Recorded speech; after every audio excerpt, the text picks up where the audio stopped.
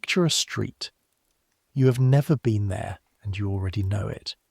2 lanes of blacktop, wide enough that the first settlers could turn a wagon and 8 oxen around in it without backing up. Brick buildings on both sides, 2 and 3 stories, standing shoulder to shoulder like men waiting for a photograph. A bank on the corner, built of stone when everything around it was built of pine, with a clock on its face that someone still wains. A hardware store, a cafe with a hand-lettered sign, an awning or 2 faded to the colour of weak tea. Above the storefronts, tall, narrow windows with rounded tops, and behind those windows, dust filing cabinets, and in 1 town out of 3, an entire abandoned theatre nobody has climbed up to in 40 years. Now here is the strange part. That street exists in Ohio. It exists in Kansas, in Vermont, in Oregon, in Alabama, in the high desert of Nevada and the swamp country of Louisiana, in towns that were built by Puritans, by railroads, by copper barons, by con men. Thousands of miles apart in climates that share nothing, founded centuries apart by people who never met, who hated each other's politics and prayed in different churches. Same street, same width, same bank on the same corner, same dead theatre over the same hardware store. And in an astonishing number of cases the exact same name painted on the same green sign, Main Street. One count of the National Road Atlas found more than 10,000 streets carrying that name, and that undercounts the thing itself, because in thousands of other towns the street is there, identical, doing the same work, and just happens to be called Broadway, or Front Street, or Commercial Avenue, the way a man might go by a nickname. Nobody passed a law requiring this. There was no Federal Bureau of Main Streets. No king decreed it. The way kings decreed the plazas of Spanish colonial towns. And yet the pattern repeats with a precision that should make the back of your neck prickle a little, because patterns that precise, spread across a continent, always have machinery behind them. Tonight, that machinery is the mystery. Why does every American town have the same street? Who decided a bank goes on the corner? Why is there an opera house above the dry goods store in a town of 900 people? Why is the street that wide, that straight, that identical from sea to sea? There is a real answer. It is not folklore, and it is not an accident. And it was written down piece by piece in documents you can still go and read. An ordinance from 1785 with the ink of the Confederation Congress on it. The standard town plats of railroad land companies. The lithographed maps of towns that never existed. The complaint letters of merchants. And one furious novel from 1920 that sold like a plague. We're going to assemble the answer the way you assemble a machine, one part at a time, moving forward through time, from a muddy common in New England to a fake Main Street in California, with a fire truck that goes nowhere. By the end, you will know the real reason. I will say it plainly, and then, I promise, I will talk you down into sleep. One thing before we start, because this channel runs on trust. Every date, every document, every ordinance, every town, every price, and every named person in this story is real and checkable. But histories live by people who mostly left no diaries. So from time to time tonight I'm going to hand you a pair of borrowed eyes. A chainman on a survey crew, a man studying a map in a coffee house, a depot agent, a merchant sweeping his walk. Those eyes are composites, stitched together from letters, ledgers and memoirs of hundreds of real people whose names history kept or lost. The rooms are real, the years are real, the work is real, the eyes are ours. I will always tell you which is which. So, I make these history stories, and at this point I've genuinely stopped trying to figure out whether anyone actually sleeps to them, or whether you're all lying there in the dark, wide awake, secretly hoping to hear about a man dragging a 66-foot chain through an Ohio swamp while mosquitoes eat him alive. Either way, you're my people. Subscribe if you feel like it. Get comfortable. Here we go. Start with your feet in the mud, because that is where the street starts. It is a grey morning in the 1680s, in a small town in the Connecticut colony, and you are standing at the edge of an open, trampled, unlovely rectangle of ground in the middle of town, and your shoes are already soaked through. The cold has gotten into the leather, and through the wool stockings your mother knitted, and your toes have gone from aching to absent. In front of you is the common. Nobody calls it beautiful, because it isn't. It is a muddy field, cropped down to the roots by geese and cattle, crossed by paths worn into black grease, with a whipping post at one end and the meeting house squatting at the other. A square timber building with small windows and no steeple worth the name. There is a smell you will carry all your life without noticing it. Wet wool, wood smoke, cattle dung, and underneath it the flat mineral smell of cold mud. The smell of land that has been walked on by everyone you've ever met, because that is what this ground is. Everyone. The common belongs to the town, which is a way of saying it belongs to no one, which is a way of saying it belongs to you.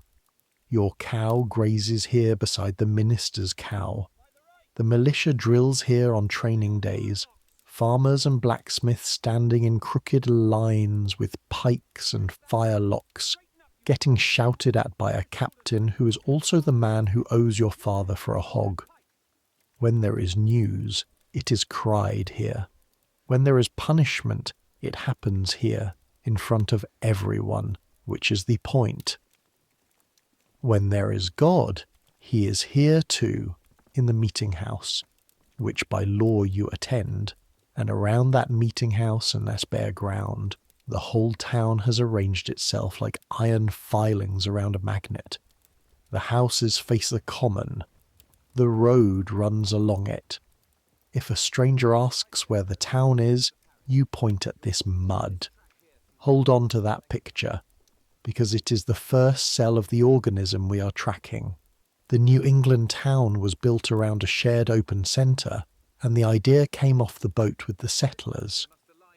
These were English people from a countryside of village greens and commons, and where they laid out towns in Massachusetts and Connecticut, they did what their grandparents' villages had done: meeting house, common, house lots around it, fields beyond.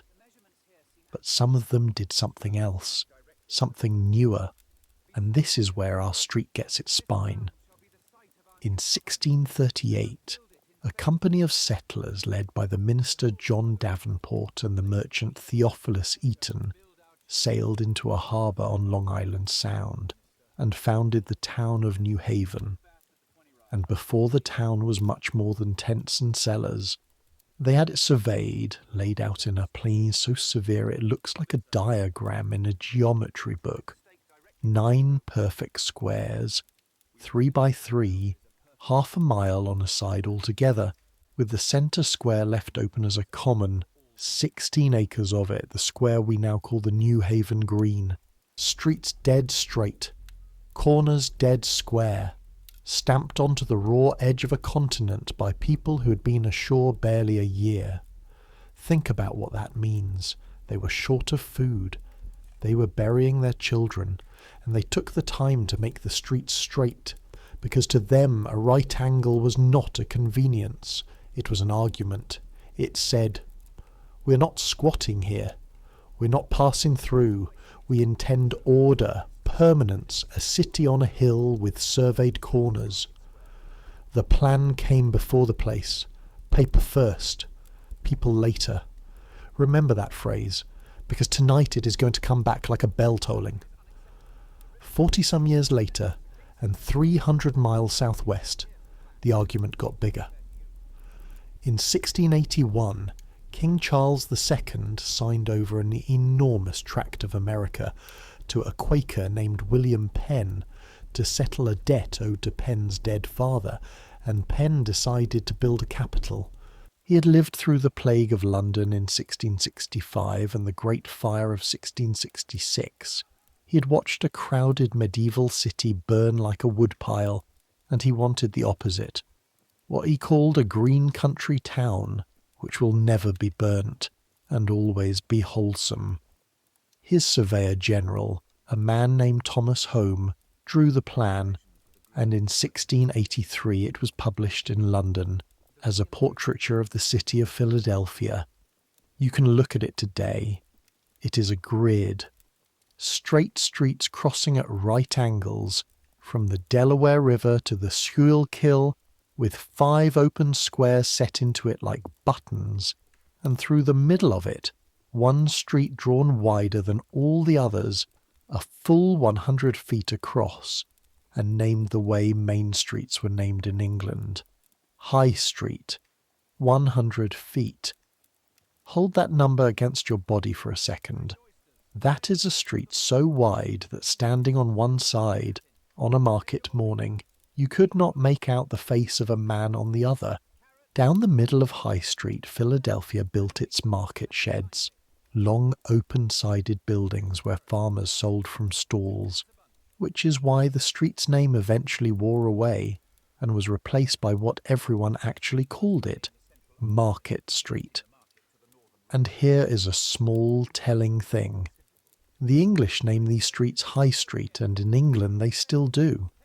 Walk through any English town and the shopping street is the High Street.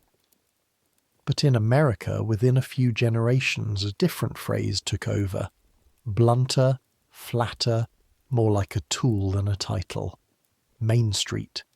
Not the High Street with its faint smell of hierarchy, of the high road and the low, the main one, the principal one, the one that matters. A young country was renaming the most important street in town the way you'd label a barrel. So by the early 1700s, the Eastern Seaboard has 2 town-making traditions running side by side, 2 strands of DNA. And it is worth feeling the difference between them, because both of them are going to pour into the street, you know. In New England, the common and the meeting house. Town as congregation. The centre of town is moral and communal, a shared ground where God, the militia, and everybody's cattle stand on the same mud. Commerce happens, but it happens along the edge, in shops facing the green, slightly embarrassed about itself. And in the South, a different creature entirely, because the South mostly didn't have towns. It had rivers and tobacco and plantations strung along the water, and people lived scattered, sometimes a day's ride apart. What pulled them together was not God, who could be worshipped in a parish chapel, but law. Deeds had to be recorded, wills proved, debts sued, slaves, God help us, titled and taxed like property, because that is what the law said they were. So the fixed point of southern life became the county courthouse, and around the courthouse grew the county seat, and the courthouse did not stand at the edge of an open common the way a meeting house did. It stood in the middle, a square block reserved in the centre of the town plan, with the courthouse alone at the centre of it like a keep, and the town stores facing inward at it from all 4 sides. Once a month came court day, and court day was everything at once. Trials upstairs, horse trading in the square, debts paid, husbands found, whiskey drunk, fist fights, stump speeches, auctions on the courthouse steps, including in that country, auctions of human beings, held there precisely because the courthouse steps made a sale official. If you had business in that county, one day a month, you were on that square. Geographers who later mapped these courthouse square towns found the same few plans repeating across the whole South and into Texas. So regular they gave them names, like biologists naming beetles. One of the most common is called the Shelbyville Square, after Shelbyville, Tennessee, platted in 1810. A simple grid with the center block cut out for the courthouse, copied county after county for 1,000 miles. 2 seeds then, the Yankee Common, where the center of town is empty and shared. The Southern Square, where the center of town is the law, with commerce staring at it from all 4 sides. Both of them orderly, both of them planned, both of them arranging every shop in town around a single focal space. But neither one of them, notice, is yet our street. A green is not a main street. A square is not a main street.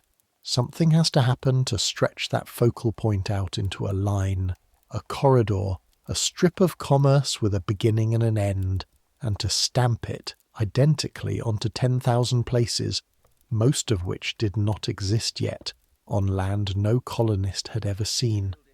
For that, you need the machine, and the machine gets built in 1785 in a single document by men who were nearly broke. Come forward 100 years and take a breath of different air, colder, wilder, and smelling of wet leaves, river water, and your own unwashed body. It is the autumn of 1786, and you're standing in forest on the far side of the Ohio River, in country that has no county, no parish, no road, no name you'd recognize, and you're 20 years old and your hands are ruined.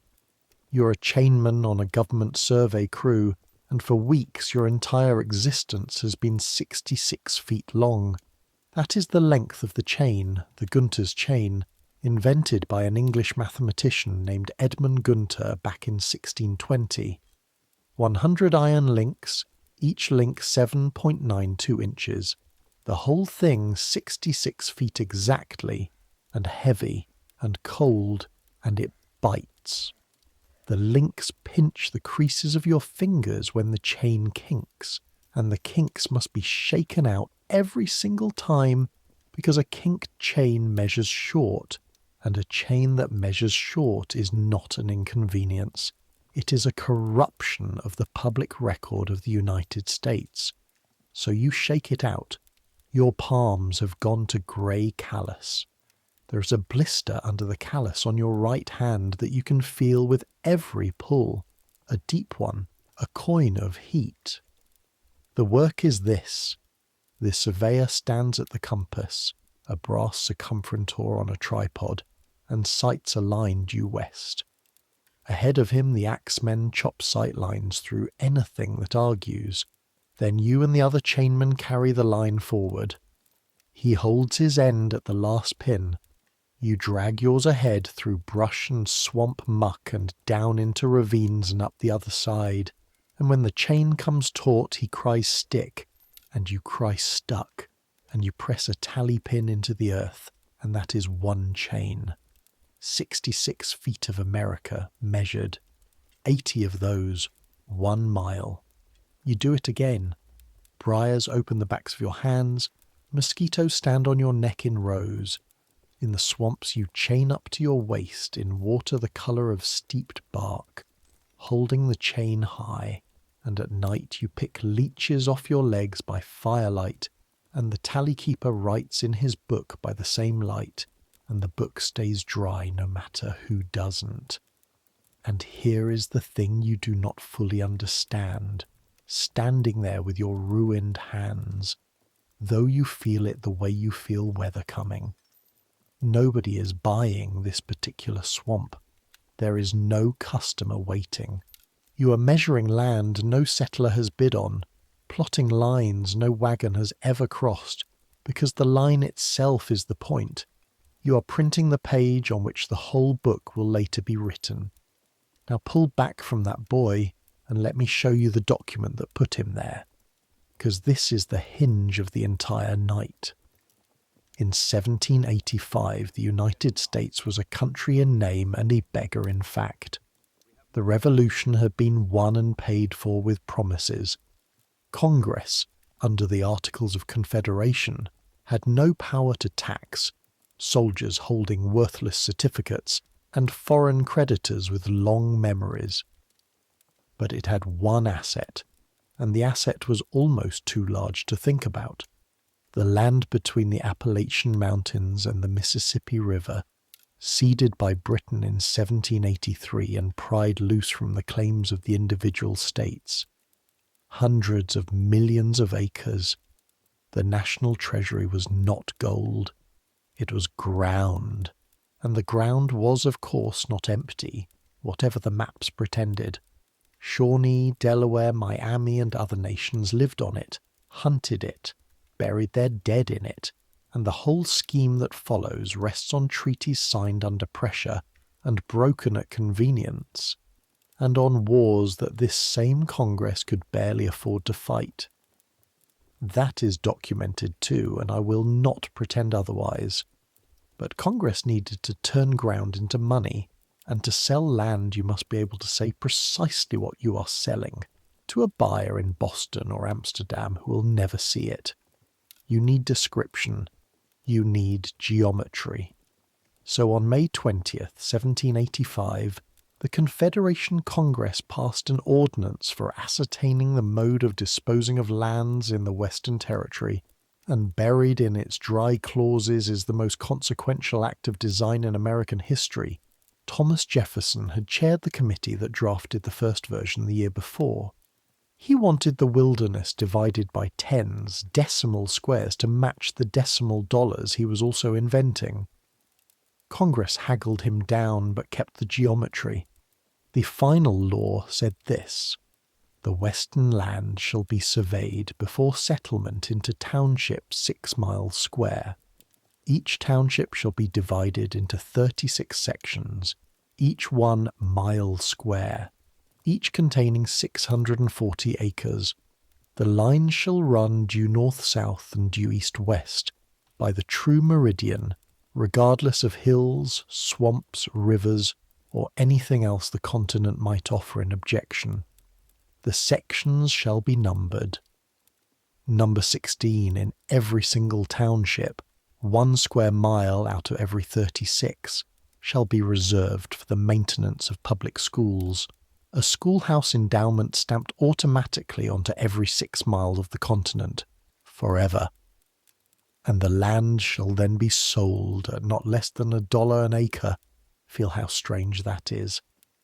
Other empires had planted towns one at a time, a governor here, a mission there. This was a country deciding in one document to pre-format a continent the way you format a blank disk. On September 30th, 1785, the geographer of the United States, a veteran surveyor named Thomas Hutchins, stood on the north bank of the Ohio River where it leaves Pennsylvania, near what is now East Liverpool, Ohio, at a spot that has been called ever since the point of beginning, and started the first line, the geographer's line, running due west.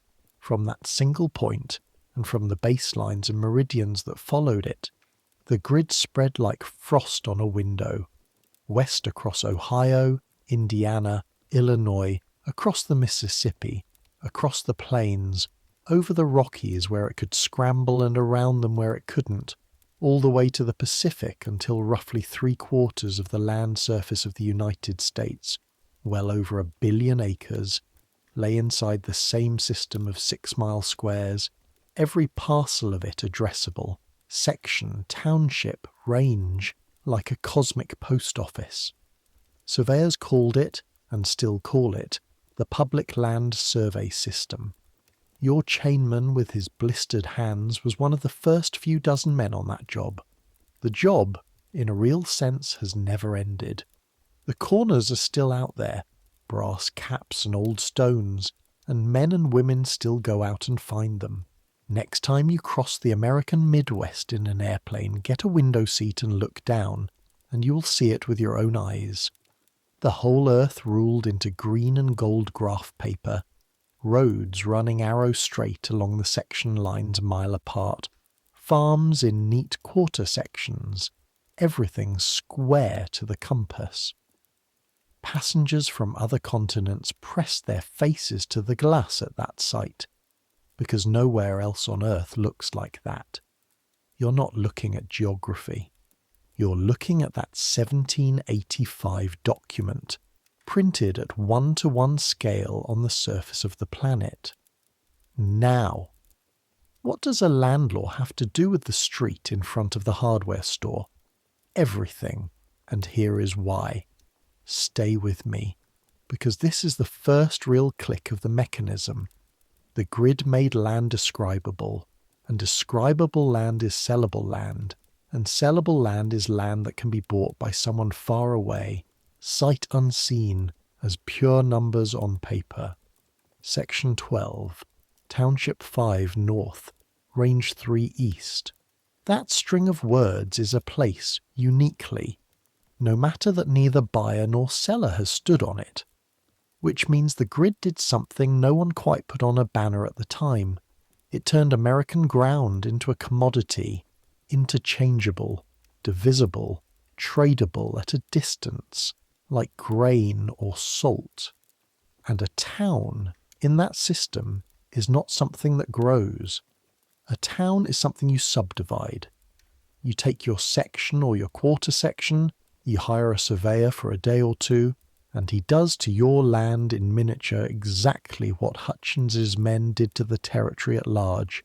He rules it into squares, blocks, and he cuts the blocks into lots, and the lots need frontage.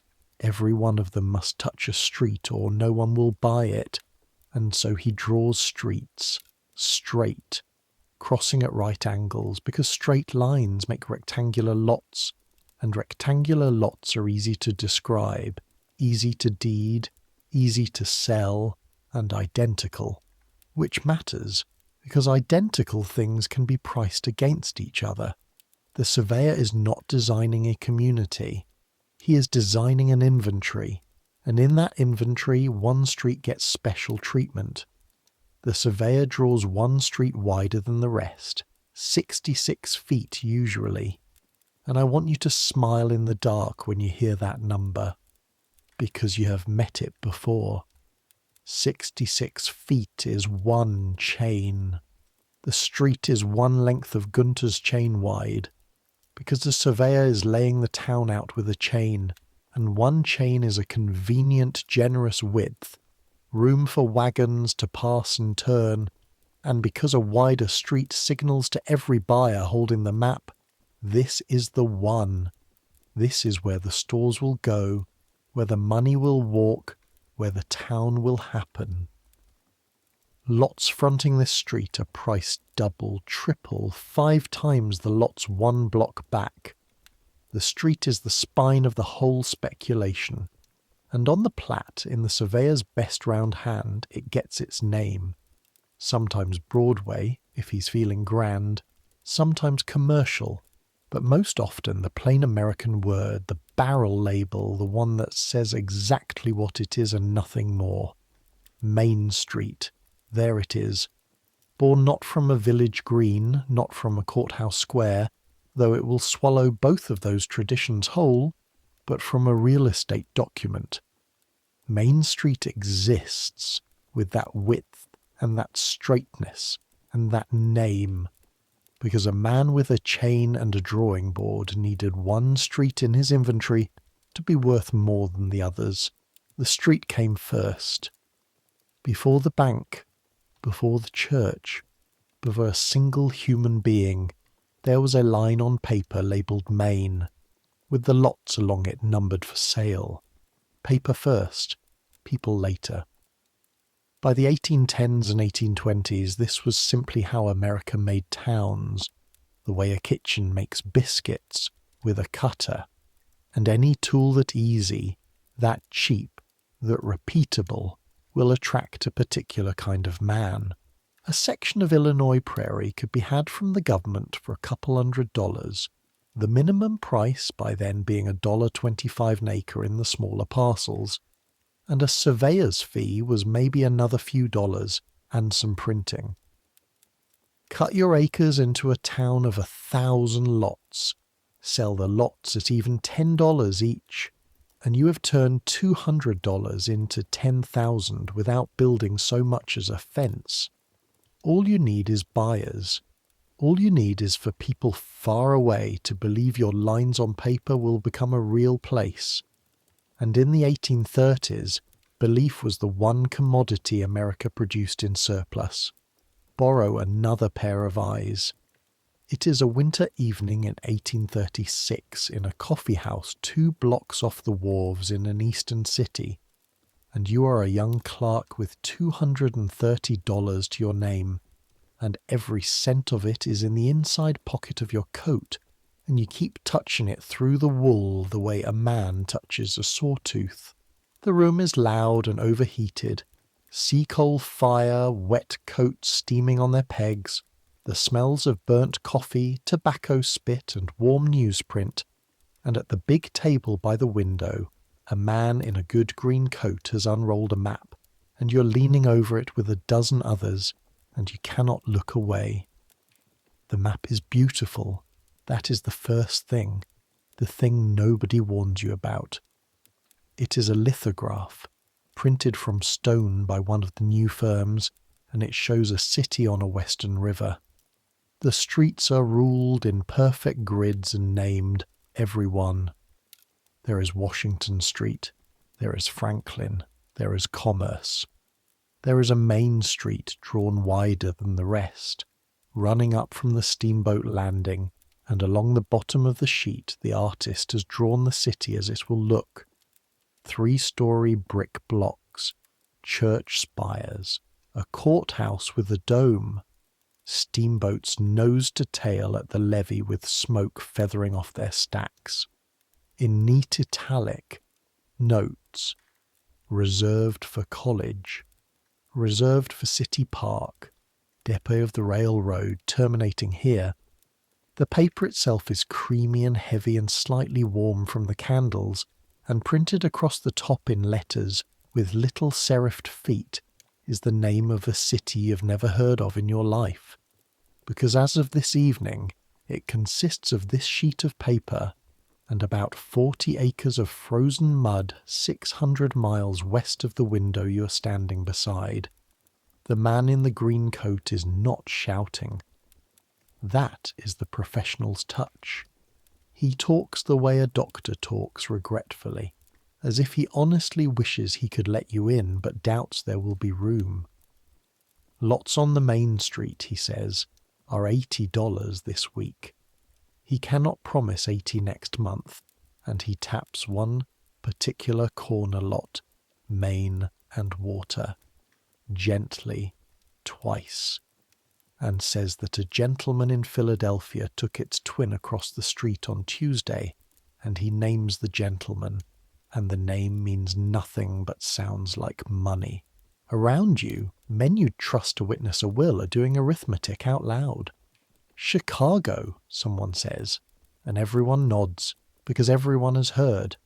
Lots on the main streets of Chicago that sold for $100 a few years back are trading for tens of thousands now. It is simply true. It was in the papers. The Englishwoman Harriet Martineau passed through Chicago that very year, 1836, and wrote down what she saw with her own eyes. Streets crowded with land speculators hurrying from one sale to another, a Negro dressed in scarlet on horseback with a scarlet flag crying the sales, and, she said, it seemed as if some prevalent mania infected the whole people. She was being polite. It was a fever, and fevers spread by contact, and the contact is this map, this warm, creamy paper under the candlelight, and your hand is moving toward your inside pocket, and here is the terrible thing I need you to understand as it moves. Nothing on this table is exactly a lie. There is a real deed. There is a real surveyed plat, filed in a real county courthouse. The county recorder inked those street names into the public record with the same pen he used for marriages. If you buy Lot 9, Block 14, you will truly own it, truly and legally, forever. The lie is not in the paper. The lie is in the tense. The map is drawn in the present tense and the city exists in the future conditional. And between those two tenses is where your $230 is going to live from now on. You buy the lot. Of course you buy the lot. Half the room buys lots. And I will tell you honestly what happens next because it happened on the record at continental scale. In the spring of 1837, the banks stop paying out coin. The panic of 1837 rolls over the country like weather off the lake. Credit dies, land prices fall through the floor and keep falling, and the city on your beautiful map joins the great American census of towns that never happened. The speculators' plats of those years, and of every boom decade after, are still there in the county deed books. Town after phantom town, streets named, lots numbered, parks reserved, colleges endowed in italic, population 0. Surveyors and lawyers had a name for them, paper towns. Some counties in the West recorded more town plats than towns. There were years when, if you counted by the plats, Illinois was planning to house the population of Europe. Charles Dickens saw one. In the spring of 1842, he came up the Mississippi and passed the town of Cairo, Illinois, at the junction with the Ohio, a town whose promoters had floated grand maps and grander bonds, and what he saw from the steamboat rail was a dismal swamp with a few rotting sheds on it, and he was so magnificently angry about it that he put it in a novel, Martin Chuzzlewit, as the City of Eden, where a young Englishman is shown a map covered in banks, churches, cathedrals, wharves, and exchange, and arrives to find a fever swamp with a handful of collapsing cabins. And 20 years after that, in Kansas, the journalist Albert D. Richardson described the famous lithograph of the town of Sumner, with its steamers and churches and crowded levee, and then recorded what the actual place was, which was very little, dying in the drought, and his line about that class of pictures should be carved somewhere. It was correct, he said, in every particular except that none of it existed. The map was the town. The town was the map. Paper first, people later, and sometimes people never. So why am I telling you about the failures? Because the failures prove the machine. Listen to what a paper town actually is. It is proof that by the 1830s, an American town had become a product, a thing that could be designed in advance, manufactured in an office, advertised with pictures, and sold at a distance, like a stove or a rifle. And you cannot mass-produce a product without a template. Every one of those lithographed frauds, and every one of the thousands of honest plats filed in the same deed books that did become real places, used the same drawing. Grid of blocks, rectangular lots, and one wide street up from the landing labelled Main, with the corner lots marked at premium prices. The speculator did not invent the American town. He standardized it. He is the reason the plan repeats, because he was not designing a place. He was printing a security, and securities must be uniform to trade. A share of stock looks like every other share of stock. A town lot by 1836 looked like every other town lot, and a main street looked like every other main street on paper before a single one of them was built, because sameness was not a failure of imagination. Sameness was the product feature. A buyer in that coffee house could price lot 9, block 14, in a town he'd never seen, precisely because it was interchangeable with lots in 100 other towns he'd never seen. Main Street was fungible. Main Street was, and I mean this exactly, a franchise. Decades before anyone franchised so much as a hamburger. A proven format, replicated under license of the deed books, in which the local operator supplies the labour and the format supplies the confidence. But paper cannot choose which towns live. In 1836, the thing that decided was water, the rivers and the canals, and water is arbitrary and slow and freezes.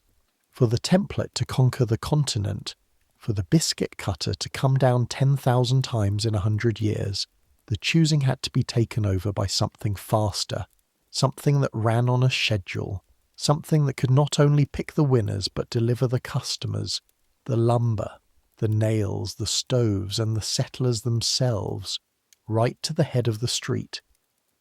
It arrived on iron, screaming, and it did not merely choose the towns, it printed them, new eyes. It is a raw October morning in the late 1860s, on the flat of the Illinois prairie, and you're the depot agent of a town that is 14 months old, and you're 26, and you are, by the standards of this place, an aristocrat because you have a salary, a telegraph key, and the only accurate clock for 10 miles. You come down the depot stairs in the dark from the agent's quarters on the second floor, and the cold hits you flat in the face, prairie cold with nothing between you and Canada but a wire fence. The platform boards flex and knock under your boots. The air smells of coal cinders, frost, cattle pens, and the green paint the railroad puts on everything it owns. A smell you will associate with authority for the rest of your life. And under all of it, the smell of the prairie itself, cured grass and black dirt, an ocean smell without salt. First duty, always, the clock. You unlock the waiting room, pump the lamp alive, and check the regulator clock on the wall against the time order that came down the wire from the division office. The railroad runs on railroad time, and so, therefore, does everyone else. When you walk to the window and hang the clock's verdict on the town sets its watches. School will start when you say it is 9. Church will start when you say it is 11. In a few years, the railroads will carve the entire country into 4 time zones by private agreement. At noon on November 18th, 1883, and the government will not get round to making it law until 1918. And nobody in this town will find that strange, because out here it has always been obvious who owns the clock. Second duty, the wire. You sit at the key in the bay window, that little 3-sided glass bump on the trackside face of every depot in America, built so one man can see up the line and down the line without leaving his chair, and you throw the switch and the sounder starts its brass gossip. Train orders, grain prices in Chicago, a cart of shingles for the lumber yard, a corpse coming home on the 11:40 for burial. Everything the town knows about the world beyond the horizon arrives through your fist, in Morse and everything it sells. The wheat, the hogs, the corn, leaves past your window, weighed on your scales. You are 26.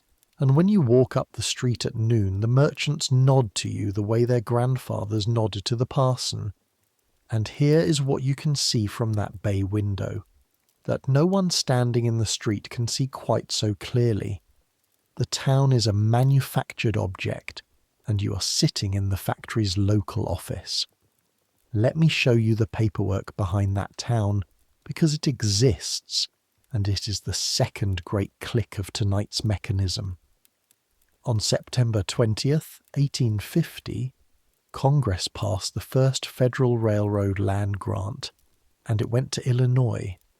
Some 2.5 million acres of public land, in a checkerboard of alternate sections along the route, handed to the state and through it to a company chartered in February 1851 as the Illinois Central Railroad.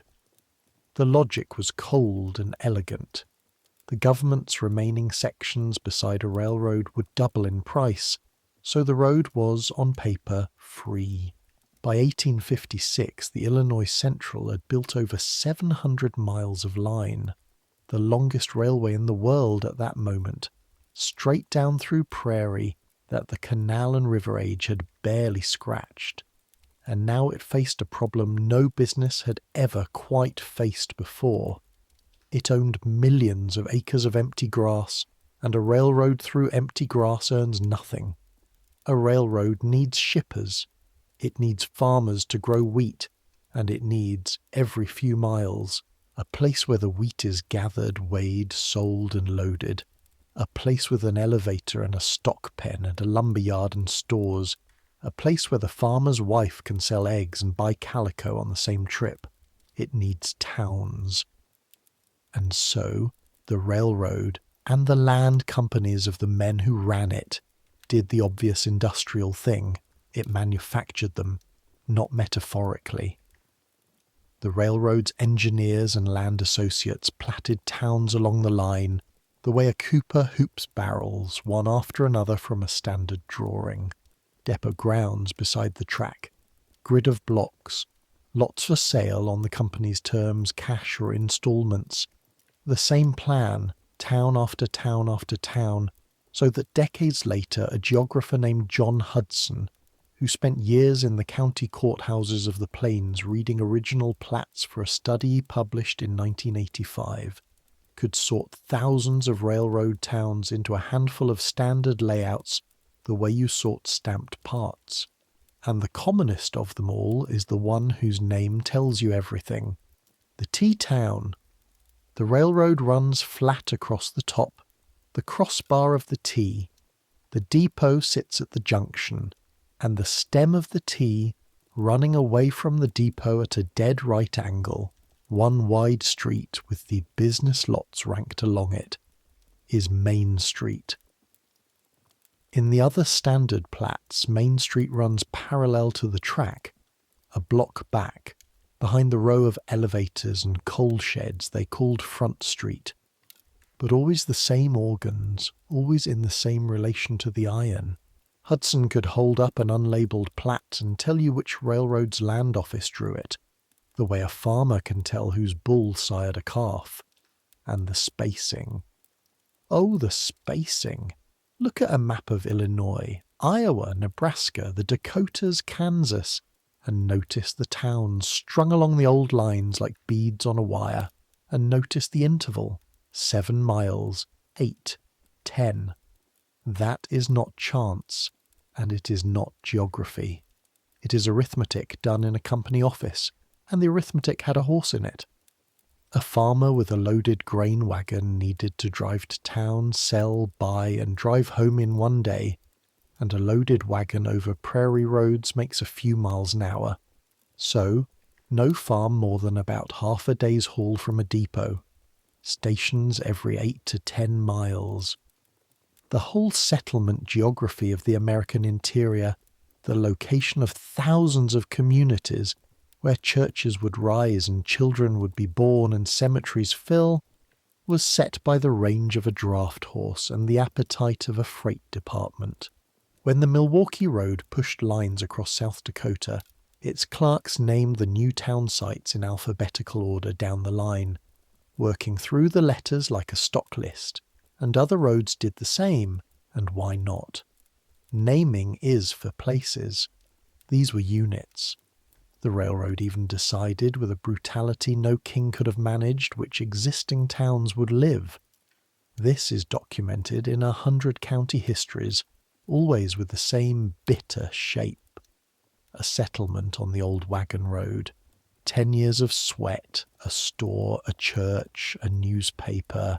Here's the line is coming.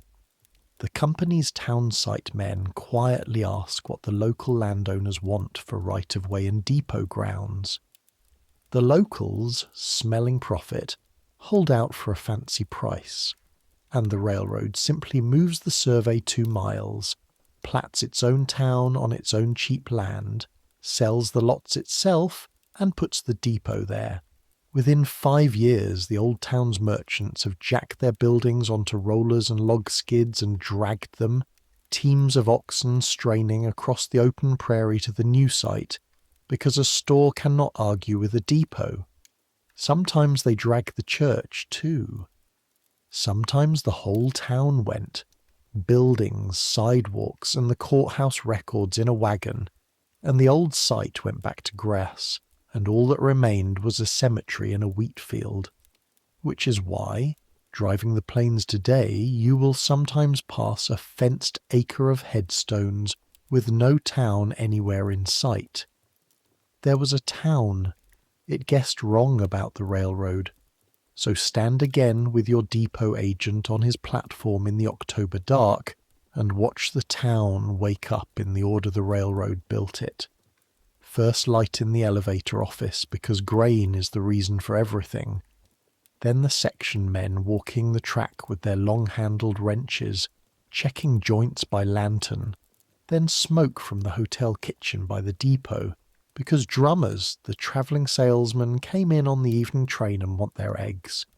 And then, one by one, lamps down the stem of the T, in the back rooms of the stores on Main Street, the merchants lighting their stoves an hour before opening, and the street assembling itself out of the dark exactly as it was assembled out of the paper. Hardware, dry goods, drugstore, bank, in their platted places, at their platted widths, facing each other across 66 feet of frozen mud. The 11:40 comes in with a sound you feel through the platform before you hear it, a trembling in the boards, then the bell, then the whole black mass of it sliding past the bay window with its rods flashing, and the town tilts toward it like iron filings, crates of stoves for the hardware man, a coffin, as the wire promised, and a widow waiting for it at the end of the platform, and the whole street's hats come off while it is carried past, and then commerce resumes before the baggage cart stops rolling, because that is the deal out here, and everyone signed it. And you, agent, standing with your watch in your hand at the exact centre of the mechanism, understand the thing the widow and the drummers and even the merchants only half see. This town looks like the towns east of it, and the towns east of those, not because Americans lack imagination, but because it came off the same drawing from the same office, priced by the same schedule. The street is standard because the system is standard. Nobody here chose the plan, and nobody here minds because the plan works, and next spring 2 of the merchants will replace their wooden storefronts with brick, and the town will start to believe it invented itself. And now that the machine has stamped the street onto a few thousand places, we can finally walk down it slowly, the way you'd walk through the workings of a clock and answer the small mysteries, the ones I promised at the start. Why a bank on the corner? Why an opera house over the store? Why false fronts? Why awnings? Why Saturday? Because every organ of that street had a reason, and the reasons were the same everywhere, which is why the street is the same everywhere. Take the eyes of a merchant now. It is a Saturday morning in the 1880s, in that same prairie town grown to 1,200 souls, and you own the dry goods store in the middle of the block on the west side of Maine, and you've been awake since 5. You come down the inside stairs from the rooms above the store where your family sleeps, through the smell of yesterday's stove and today's coffee, and you unlock the front door from the inside and step out under your awning to sweep, and the morning hits you. Cold, bright, the street's mud beginning to stir, sparrows working the horse droppings, the ring of the blacksmith already at it 2 blocks down, and away at the foot of the street, past the depot, the grain elevator standing up into the light like a wooden cathedral which, out here, is exactly what it is. Look up and down the street with him, and let me name the parts. Start with the false fronts, because they are the street's first confession. Half the buildings on this block are 1-story wooden stores wearing 2-story faces, a flat rectangle of siding carried up past the roofline, squared off at the top, sometimes with a fake cornice nailed on. so that from the street the building looks tall and permanent, and from the alley it looks like a stage set, which is what it is. Every western town had them. Photographs from Kansas to California to the Yukon show the same flat wooden foreheads in a row. And people will tell you the false front was vanity, and it was, but be precise about whose. A town in the 1870s was in a life or death beauty contest for settlers, for the county seat, for credit. Eastern wholesalers extended goods on the strength of a town's prospects, and prospects were judged, sometimes literally, from a photograph of Main Street. A street of tall, square fronts read as a town with a future. A street of sheds read as a camp. So the false front was not a lie told by one merchant to his neighbours. It was a lie the whole street agreed to tell the horizon, and like many group lies it worked, and the town it promised often arrived, at which point the false fronts came down and brick went up. Brick. That is the second organ, and the reason is not pride, it is fire. A wooden Main Street was a fuse. The building stood wall to wall, stuffed with dry goods, kerosene, hay, and heated by iron stoves. And about once a decade somewhere, the block went up, and there are hundreds of towns whose newspapers carry the same two headlines a few years apart. Fire wipes out business block, and then Main Street rebuilds in brick. Insurance men help the lesson along with their rate cards. Town councils passed fire limits, ordinances drawing a line around the business district inside which new wooden buildings were simply forbidden, so the street turned masonry, 2 stories now mostly, and dressed itself in the one style the age offered cheap. That Italianate commercial front you can see with your eyes closed.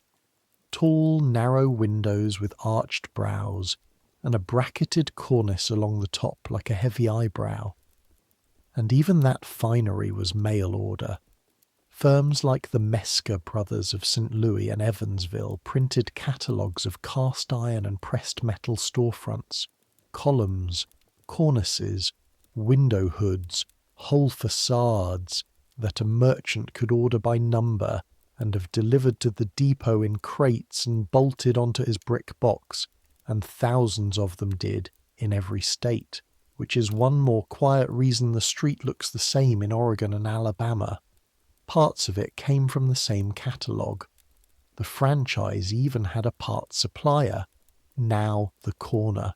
Walk down the block with your broom still in your hand and stop where Main crosses first, and look at the building standing there.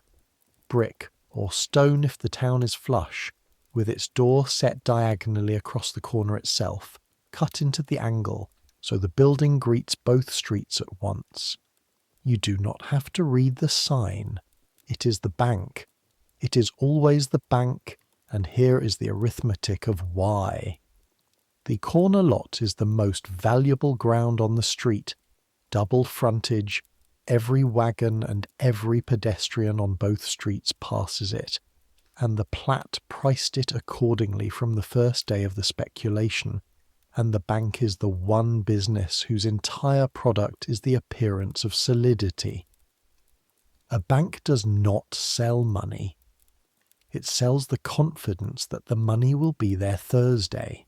So the bank takes the costliest corner and builds the heaviest building in town on it. Stone lintels, iron vault, a big clock, and that diagonal corner door is its handshake, and the clock is its sermon. We are punctual, we are permanent, set your watch by us. Farmers who would never trust a man in a silk hat trusted granite. That was the point of the granite. Above the stores, the second story, the street's attic of ambition. Ground floors were for commerce, but the Platte gave every building 2 stories of air, and the town filled the upper floors with everything that did not need a display window. The doctor, the dentist, the lawyer, the photographer with his skylight, the Masonic Lodge and the Odd Fellows with their curtained mysteries, and in one building out of every few blocks in thousands of towns, the Opera House. Now hear that phrase honestly. Nobody in these towns expected opera. Opera House was frontier Latin for a hall with the stage and folding chairs up a long straight stair over the hardware store. And it was called an opera house for the same reason the false front was tall, because the name promised the town was the kind of place that might someday deserve one. What actually played there was everything. Travelling theatre troupes doing Uncle Tom's Cabin, lecture courses, mesmerists, graduations, court sessions when the courthouse burned, political rallies, church bazaars, and the town's own scratchy orchestra. A town without an opera house was not quite a town. It was a marker in the same contest as the brick and the clock, proof of civilization, one flight up. Down at boot level, the street tells you what it was actually made of, which was mud and horses. The roadway itself, that generous chain width of ground, was dirt, dust in August, gumbo in March, worked all day by hooves and iron tyres, salted everywhere with manure, a fact every photograph shows and every memoir mentions and every movie forgets. So the street grew its amphibious edge.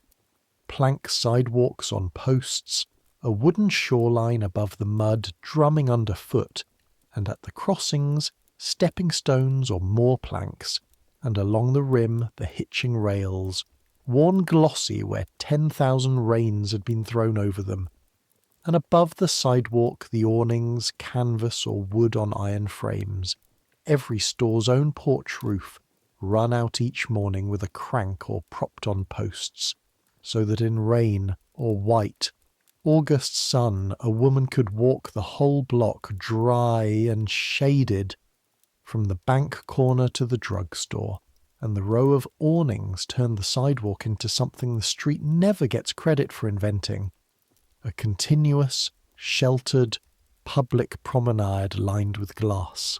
Show windows, plate glass by the 1880s, coming in on the train like everything else, and behind the glass the merchants built little theatres of abundance, pyramids of canned peaches, bolts of calico fanned like card hands, a dressed doll at Christmas that children visited like a shrine, and all of it, the awnings, the glass, the bank clock, the opera stairs, existed for one day of the week, and that day is the last organ and the one that made the street a heart.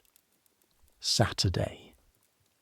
You know, weekday mornings here, merchant. A dozen customers, the mail, the loafers by your stove arguing about rain.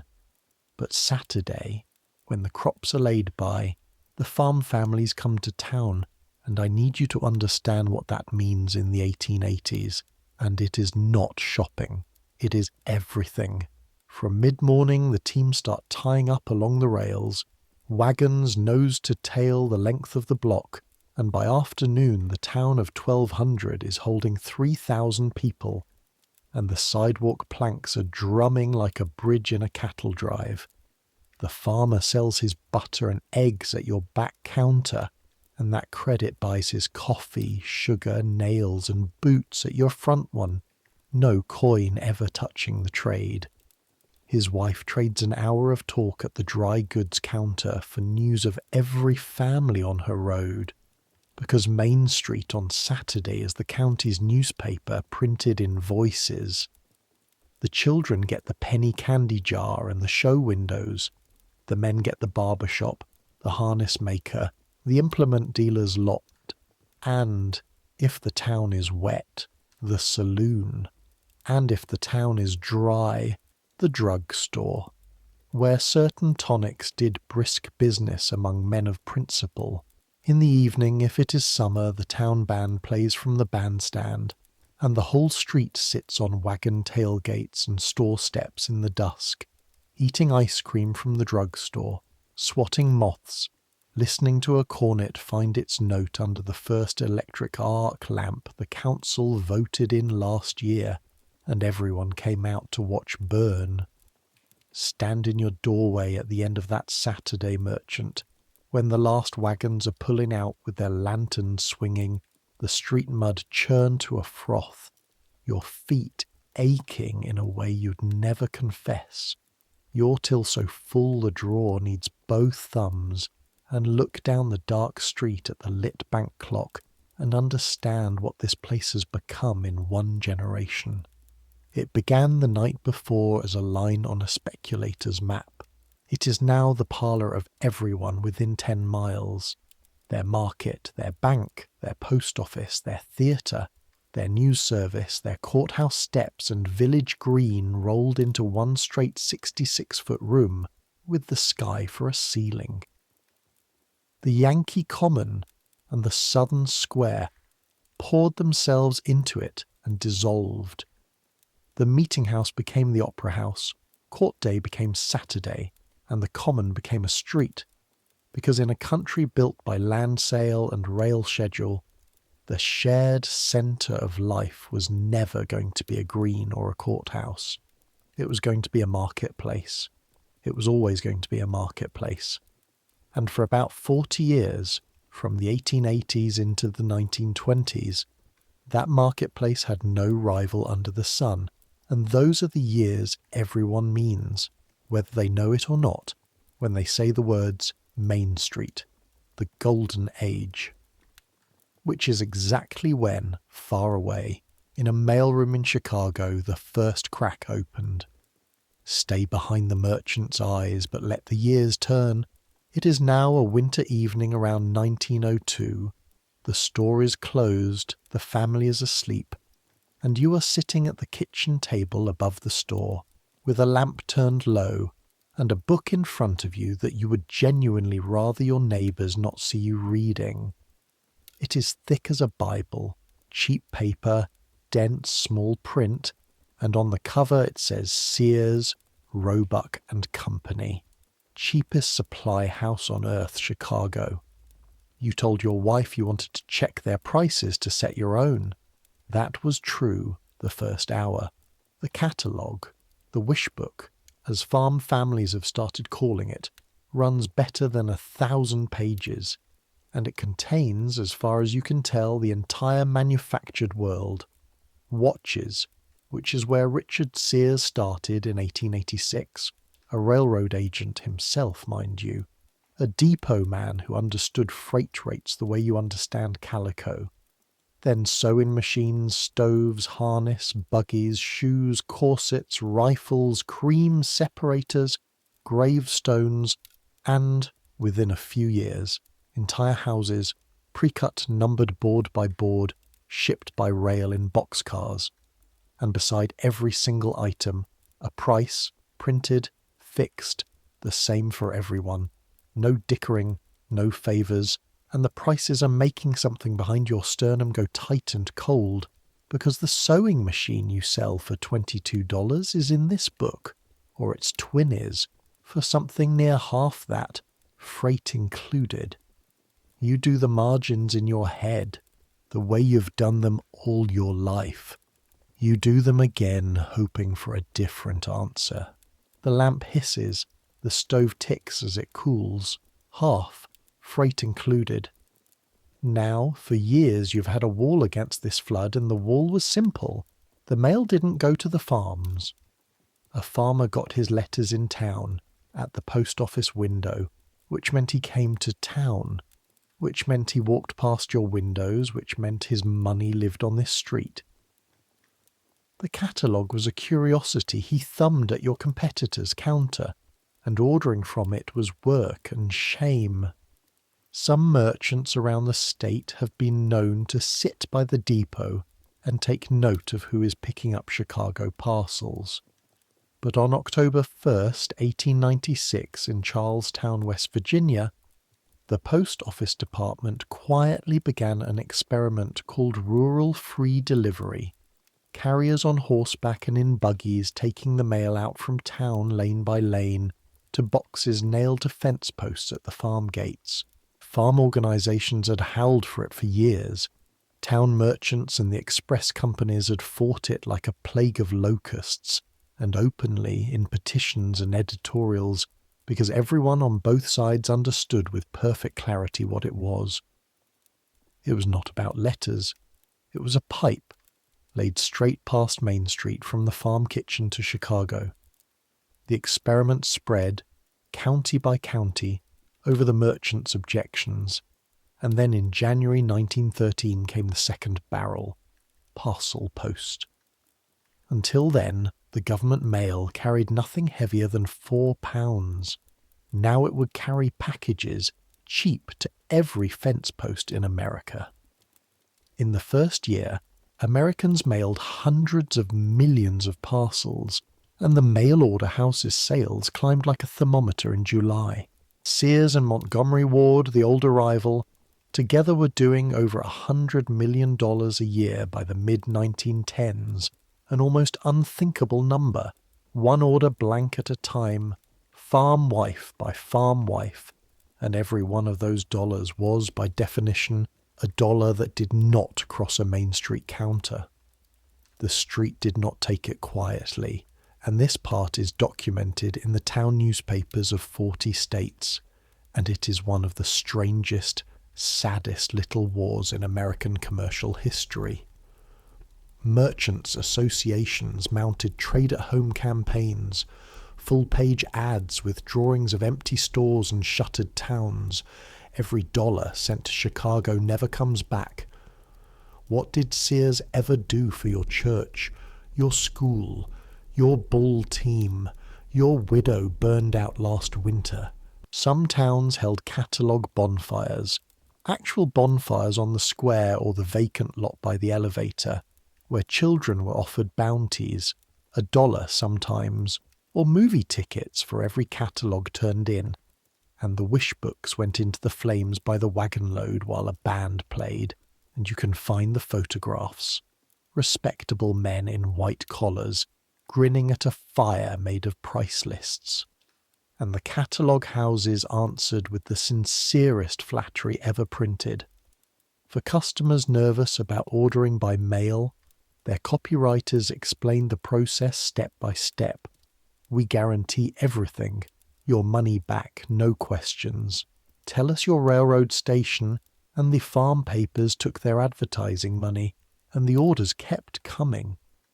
Because the farm wife reading the wish book by her own lamp 15 miles from town was not disloyal. She was doing arithmetic. The same arithmetic you're doing at your kitchen table. Merchant. And her numbers were as honest as yours. And her half-price sewing machine was not a betrayal of Main Street. It was Main Street's own gospel. Buy where it's cheapest, sell where it's dearest. Coming back up the tracks with a Chicago postmark on it. Close the catalogue, merchant. Turn down the lamp. Stand a minute at the window over the street, the way you do when you can't sleep, and look at it lying there in the dark. Your street. The brick fronts pale under the arc lamp, the bank clock lit like a little moon. Everything solid, everything paid for, the busiest it has ever been or ever will be. Nothing out there looks wounded. Saturday will still choke the block with wagons this week, and next year, and for 30 more years.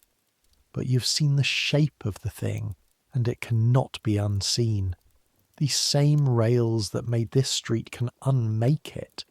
Distance built your business. Distance was the tariff that protected every merchant in every town in America. 10 miles of mud between the farmer and your only competitor. And the machine that ate distance is not going to stop with the mail. You do not yet know, standing at that window, that the machine's next form is already running. That in Detroit a man named Henry Ford has organized his motor company, and that 6 years from your winter evening he will start selling a high, black, homely, tough, cheap car called the Model T, and that the number of automobiles in America will go, in one generation, from 8,000 to more than 20 million. You do not know that the tariff of mud is about to be repealed entirely. Nobody on the street knows. The street is at its absolute zenith, and the zenith, as always, is the place where the light starts leaving. But before the automobile gets here, mark this moment, because the mystery we are assembling just showed us something important. Notice what the catalogue war revealed about what Main Street actually was. The merchants' newspapers said the fight was about community against corporation, loyalty against price. But structurally, underneath the sentiment, it was one distribution system fighting another. Main Street was never the opposite of the big impersonal machine. Main Street was the big impersonal machine's first retail format, the grid-zone storefront stamped out by the thousand, supplied by rail from the same wholesalers, dressed from the same Mesca catalogue, timed by the same railroad clock. Sears was not an alien invader. Sears was the next version, the same continental system that had built the street, now learning to skip the street. The franchise was being undercut by its own franchisor. Hold that thought. It is the spine of the real answer, and we are 2 chapters from saying it plainly. Now, the automobile. And because this street has always told its story through days, let me give you one more day. Paving Day. It is a broiling morning in July, in the early 1920s, and the whole town has turned out to watch Main Street disappear.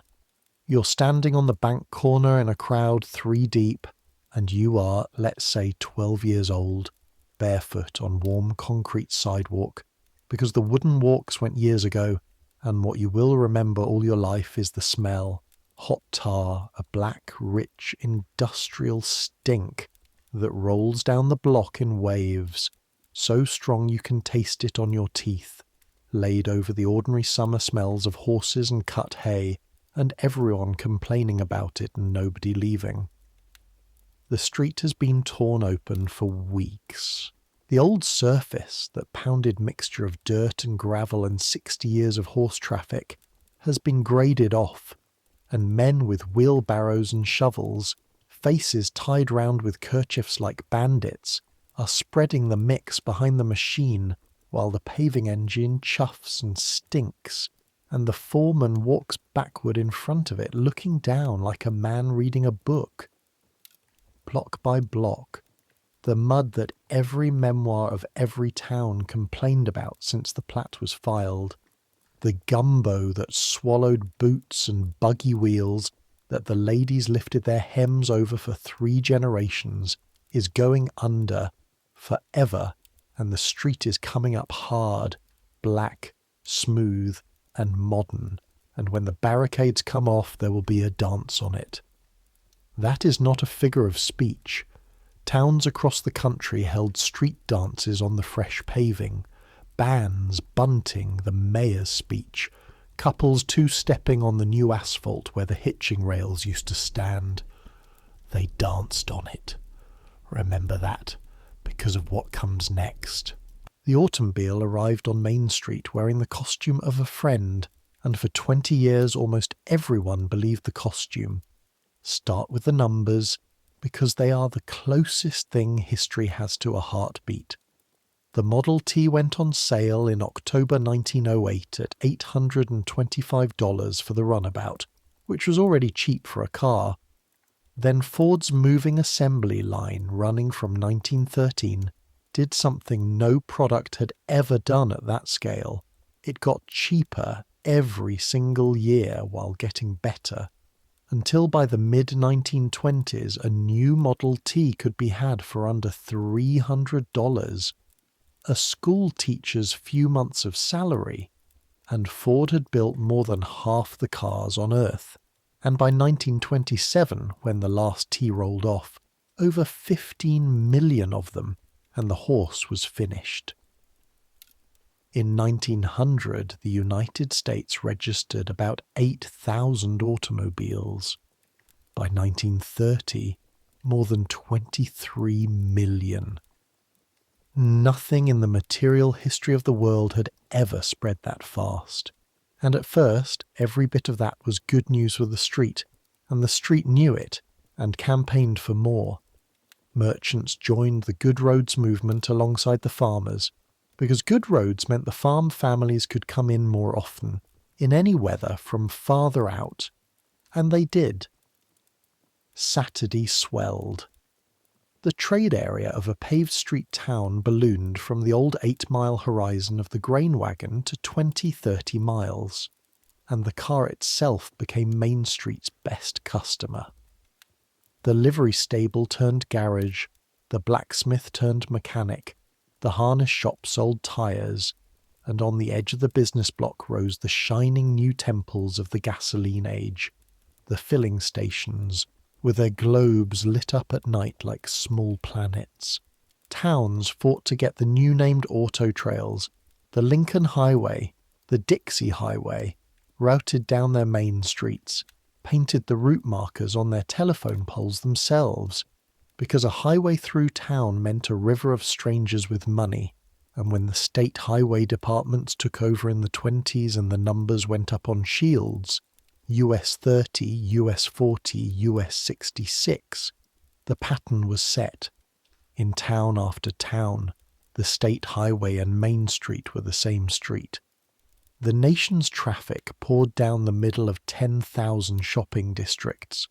The street had never carried so many people or so much money. Beautification committees, and this is documented in the minutes of 1,000 commercial clubs, planted the elms, hung the first strings of electric lights across the street, bought the ornamental lampposts with the frosted white globes, the very lamppost your mind's eye puts on Main Street to this day. Those are 1920s civic improvement hardware.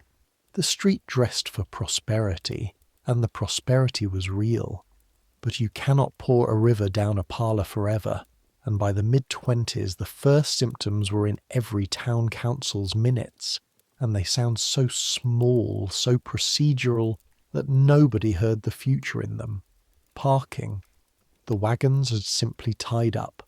Cars stood everywhere at angles double, blocking each other while their owners gossiped in the drugstore exactly as their fathers had. So came the painted lines, the time limits, the first arguments about angle parking versus parallel, and then the state highway engineers began leaning on the towns. Your angle parking is obstructing our through traffic. Straighten it out or we take the route around. Hear that sentence, because inside it, very quietly, the whole next act is waiting. Through traffic. There is now such a thing as traffic whose entire relationship to the town is wanting to be past it. In 1785, the street was drawn to gather everything. By 1930, the same pavement is being re-engineered to move everything along. And the car did one more thing, subtler and deeper. The horse-era street was a room you stayed in. Tailgates and store steps. The band, the ice cream. 3 hours of talk on a Saturday night. A car is not a place to sit in front of a bandstand. A car wants to go.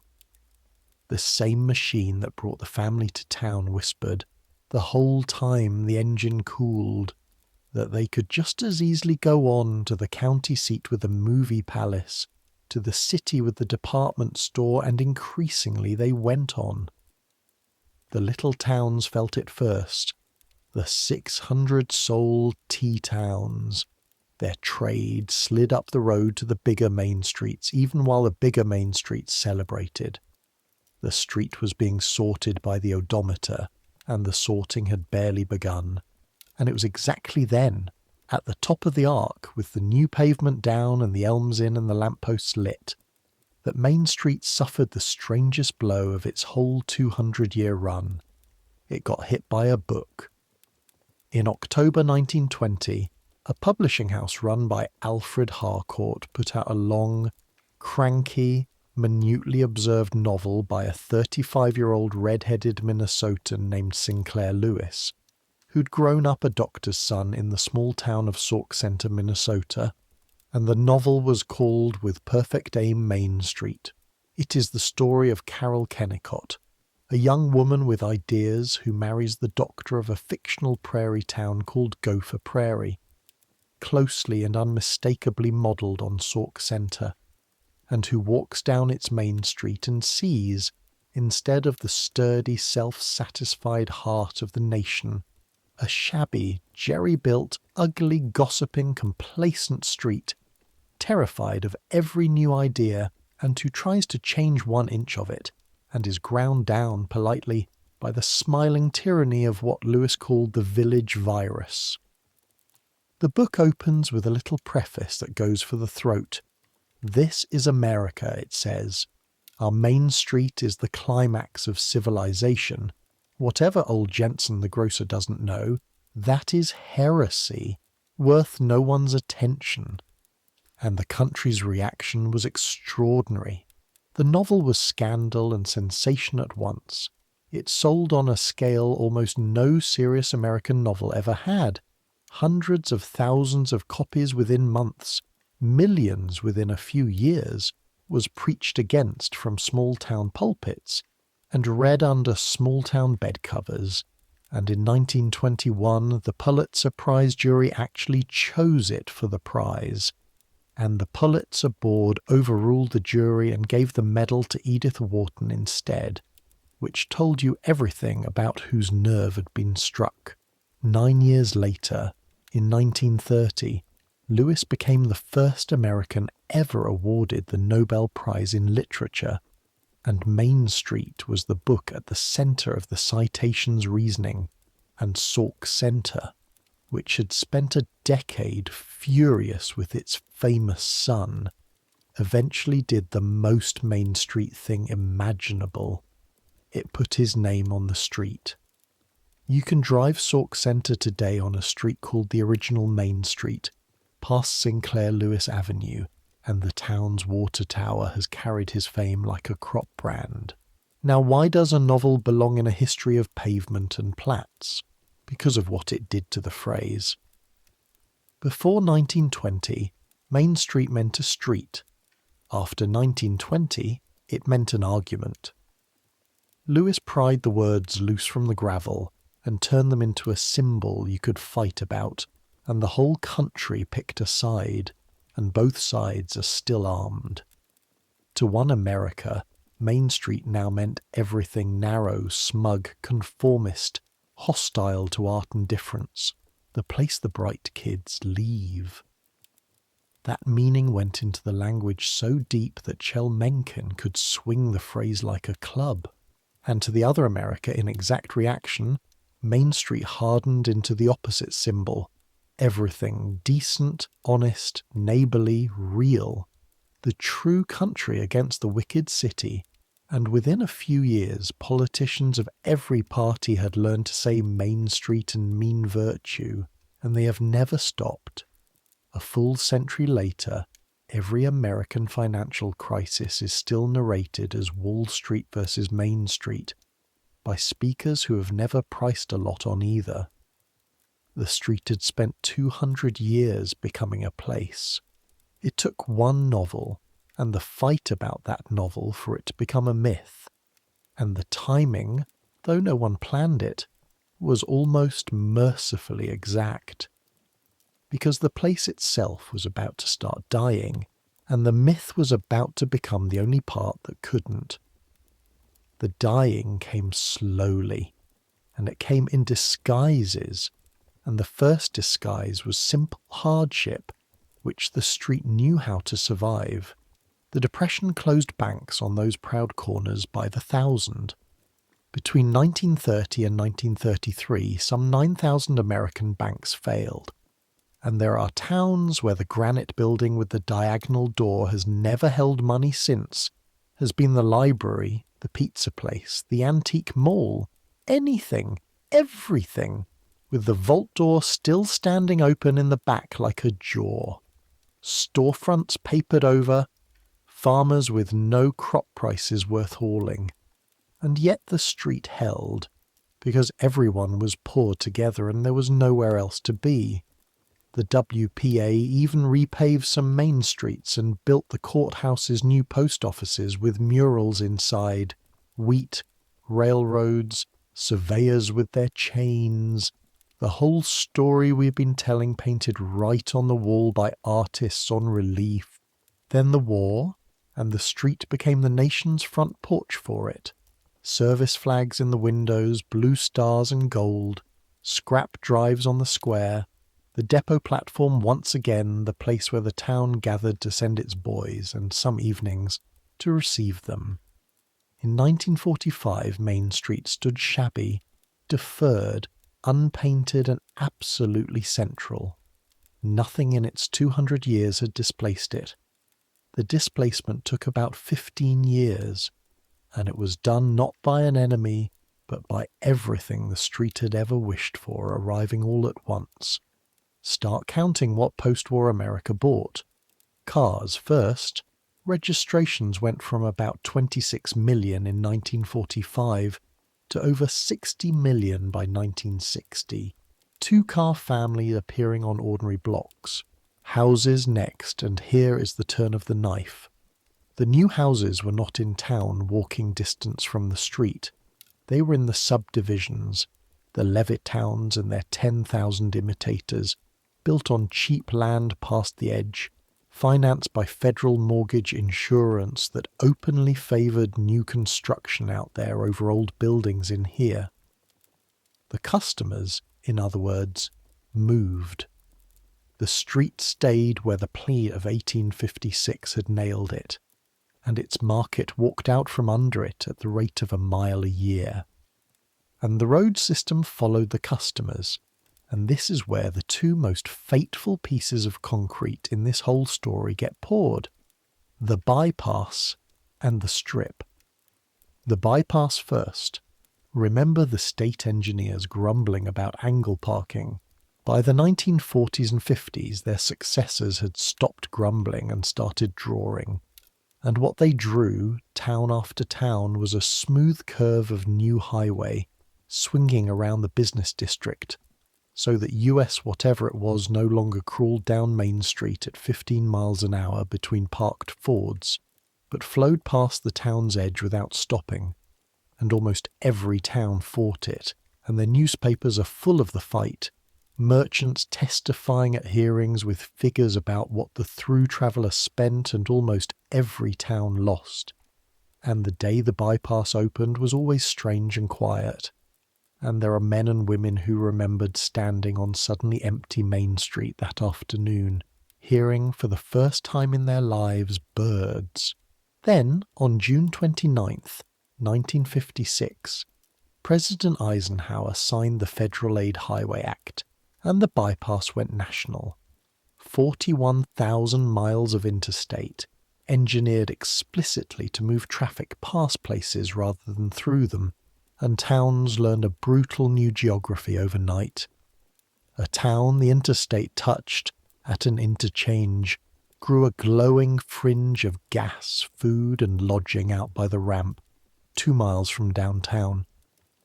A town the interstate missed simply began to evaporate, exactly as the towns that missed the railroad had evaporated a century before, and Route 66 towns watched themselves become museum pieces while the trucks ran 2 miles north. The depot decided which towns lived. Now the interchange did. Same machine, new iron, and where the town met the new roads, the strip grew, and the strip is Main Street's own child, though neither ever admitted it. Take the commercial DNA of the street, one row of competing businesses along a traffic artery, and rerun it at automobile scale.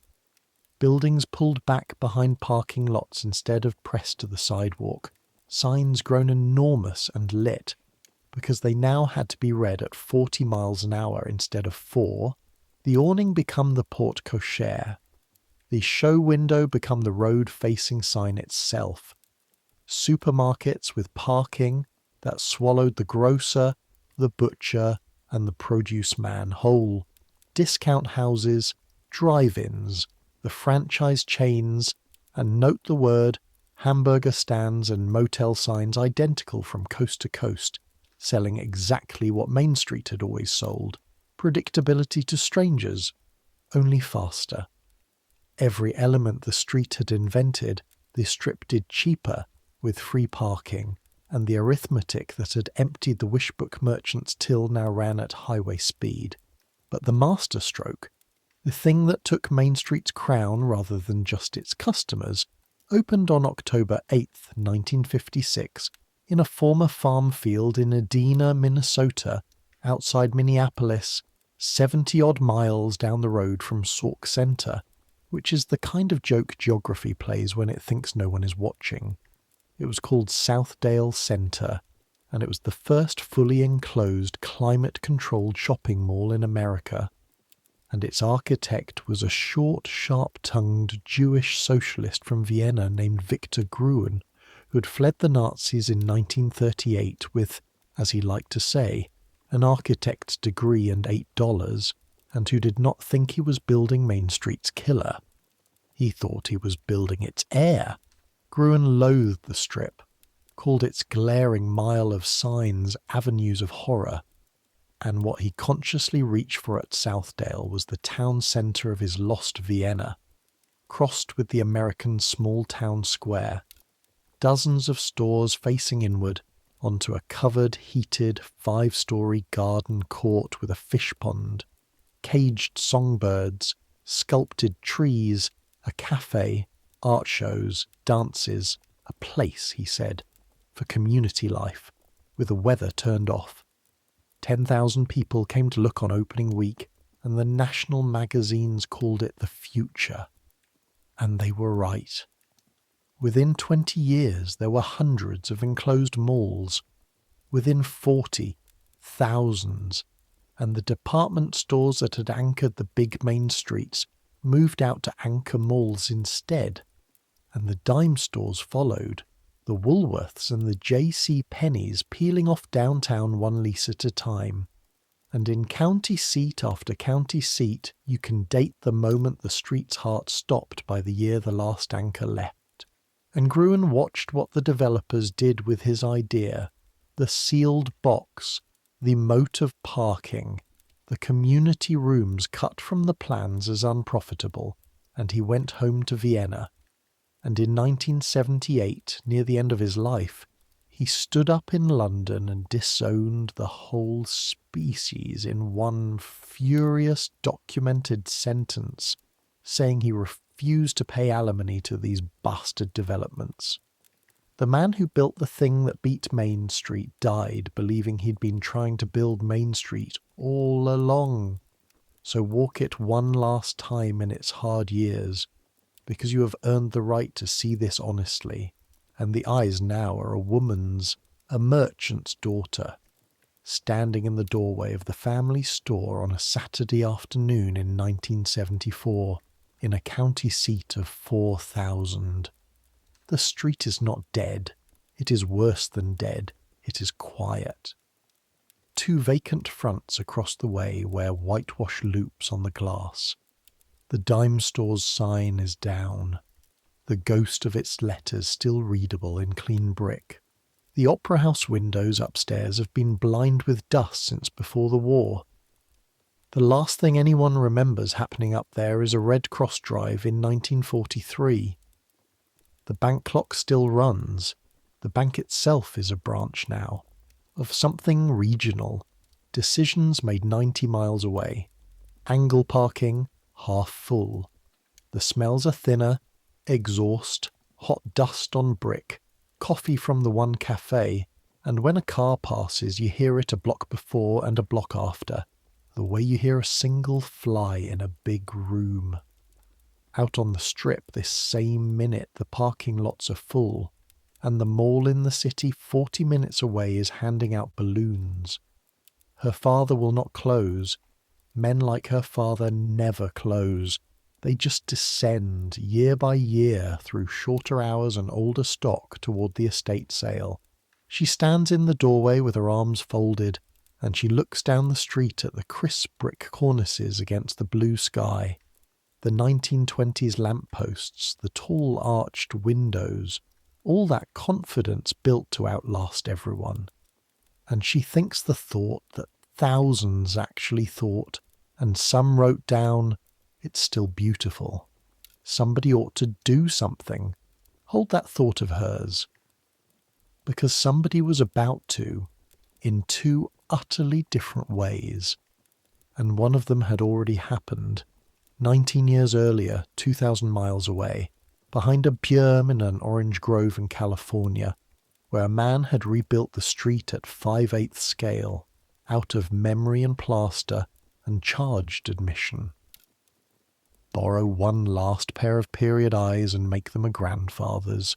It is a hot morning in the summer of 1957 in Anaheim, California, and you are 61 years old, a retired hardware man from Illinois, and your son has driven the family down from his new aerospace job in Long Beach to see the famous park, and you have paid your $1 at the gate expecting cartoons, and you have walked through a tunnel under a railroad embankment, an honest-to-God railroad, with a steam locomotive hooting somewhere above you, and you have come out the other side, and you have stopped so abruptly that your granddaughter runs into the back of your legs, because you are standing on Main Street, your Main Street, the one that no longer quite exists back home.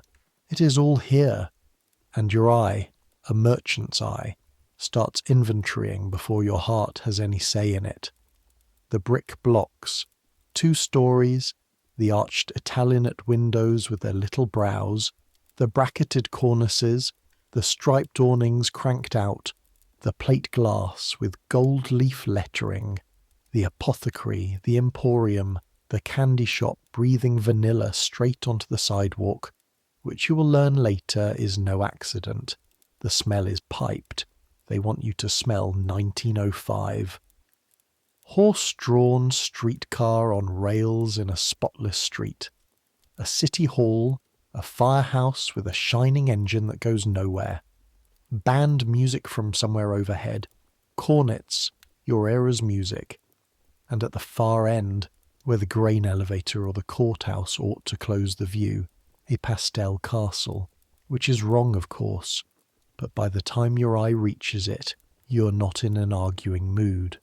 Your granddaughter is pulling your hand toward the candy glass. Your eyes are stinging in a way you blame on the sun. Something else is wrong, and it takes your merchant's eye a full minute to catch it. The street is slightly too kind. The proportions flatter you. Walt Disney's designers built the ground floors of Main Street, USA at roughly 9/10 scale. The second story's smaller, around 8/10, and where there are thirds, smaller again, a forced perspective that makes every building read as tall and intimate at once, makes the street feel both grand and pocket-sized, the way places feel in childhood memory. Because childhood memory is exactly the instrument this street was tuned to. Disneyland had opened on July 17th, 1955, on a live television broadcast watched by tens of millions, and every guest, then and forever, would be made to enter through this street and no other way. Walt called it the park's opening credits, and the memory being replayed was specific and documented. Marceline, Missouri, a Santa Fe Railroad town platted by a railroad's town site, men like every town we have walked through tonight, where Walt Disney lived from 1906 when he was 4 until about 1911 when he was 9. 5 years! He spent the rest of his life homesick for those 5 years. Said so plainly, told Marceline's own paper that more things of importance had happened to him there than had happened since, and when he built his street he built not Marceline as the plat books show it, but Marceline as a 9-year-old carried it out. Cleaner, brighter, warmer, every cornice fresh, no mud, no mortgage, no catalogue war, no Carol Kennicott. The street at the moment the lights come up on childhood, embalmed at 5/8 scale in painted plaster, with the smell of vanilla piped in. And here is the fact that turns this from a charming story into a load-bearing part of our answer. It worked on everyone, not just on Illinois hardware men.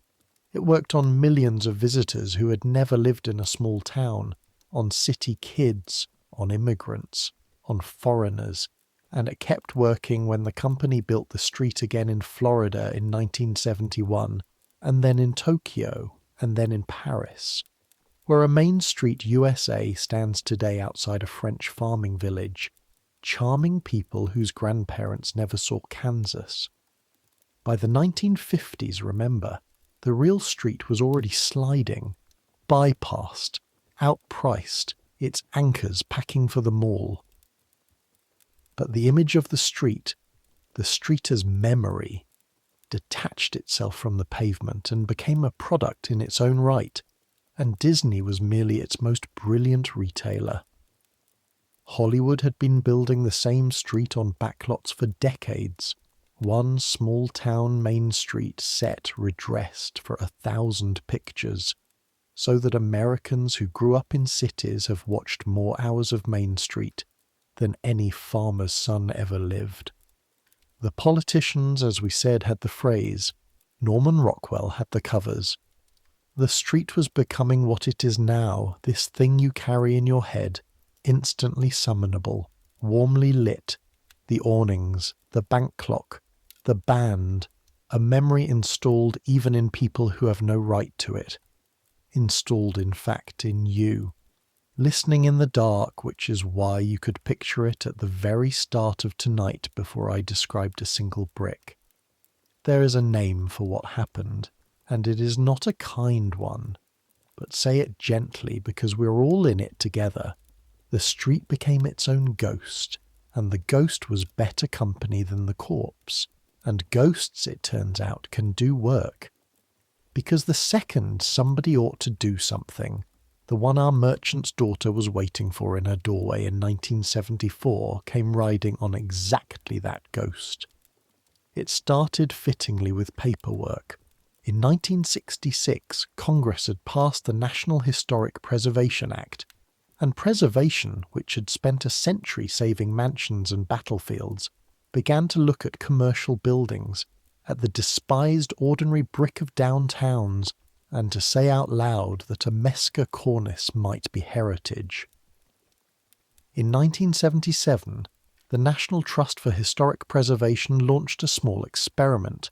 3 pilot towns, Galesburg, Illinois, Madison, Indiana, Hot Springs, South Dakota, testing a suspicion that a dying Main Street might be revived not with a bulldozer and a fresh start, which the urban renewal programs of the 50s and 60s had tried, flattening block after block of exactly the buildings we have spent tonight learning to read, but with the buildings themselves restored, managed together, and sold, and the word matters, marketed as a place. The one thing the strip and the mall could not fake at full scale. It worked well enough that in 1980 the Trust founded the National Main Street Center, and the Main Street program spread the way the Platts had once spread, town by town, spelled out in a 4-point method you can read today: organization, promotion, design, economic restructuring, which is committee's way of saying, get the merchants rowing together, throw festivals, strip the 1960s aluminum slipcovers off the fronts, and let the brick and the arched windows breathe and find businesses that can live where the dime store died, the cafe, the brewery, the antique dealers, the law office, the yoga studio. Thousands of towns have been through the program in the 4 decades since. Billions of dollars of reinvestment have been counted, and the results run the honest human range. Some streets genuinely came back to life. Some became pretty stage sets for weekend tourists, ghost towns with espresso, and some put up the banners and died anyway. But drive America today, and every main street you see with its brick repointed, its cornices painted in 3 colours, its string light zigzagging overhead for a festival named after a crop nobody grows anymore, you are looking at the ghost putting the body back to work.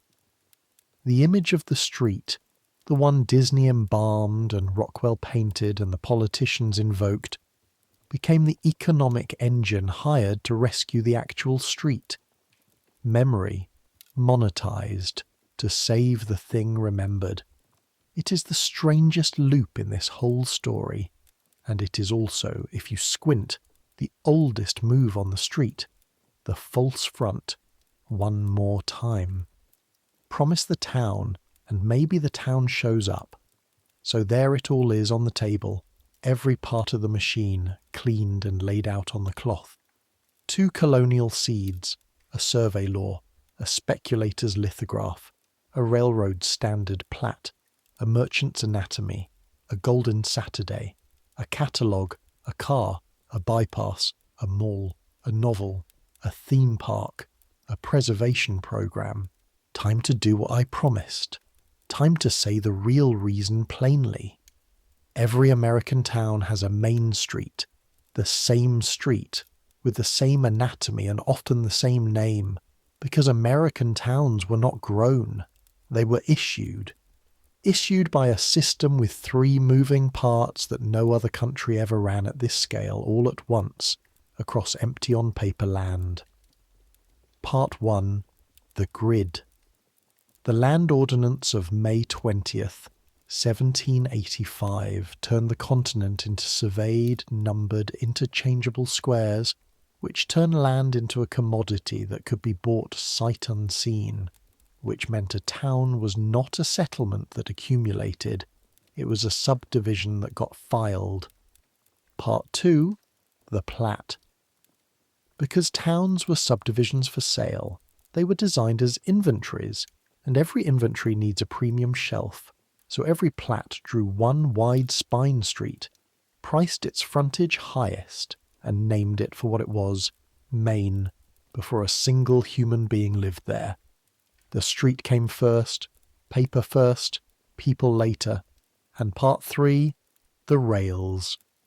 The railroads took that plat, standardized it in company drawing offices, and stamped it along their lines every 8 to 10 miles, a horse wagon day apart, depot at the head of the street, elevator behind, bank on the corner, deciding by the placement of a depot which towns would live and which would return to grass.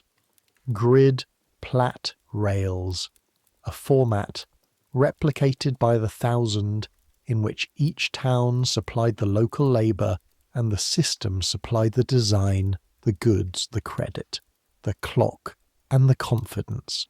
That is a franchise. That is precisely, structurally a franchise. And so here is the whole answer in one sentence. Main Street is America's first franchise, the franchise before franchises, a standardized retail format rolled out across a continent by land law and railroad, 2 centuries before anyone stamped golden arches beside an off-ramp. And the final twist, the one the merchants who burned catalogues and fought the bypass could never quite bear to see, is that Main Street was not murdered by the chain store, the mail-order house, the strip, and the mall. It was succeeded by them. They are its children, each one running the same play, a standard format, a distribution network, a promise of predictability to strangers, only faster and cheaper on the newest iron available. The catalogue was Main Street by mail. The strip was Main Street at 40 miles an hour. The mall was Main Street with the weather turned off, its own architect swearing to the end that a town square was all he ever meant. The system that printed the street eventually printed past it. The machine did not break, the machine upgraded, and the street, the beautiful standardized street, was left standing at the old scale, brick and cornice and clock, to become the one thing a format is never supposed to become, which is beloved. Because that is the part the machine never planned for, and it is the part worth carrying to sleep. The grid did not care, the plat did not care, A plat prices corners, it cannot love them. The railroad's drawing office, naming towns down the alphabet, did not care. And yet on those uncaring lines, for a few generations, something took hold that was never in the paperwork. The Saturday crowds, the band in the dusk, the credit carried quietly for a family with a bad year, the opera house stair every child in town could climb in the dark, the merchant who knew 400 families by their handwriting.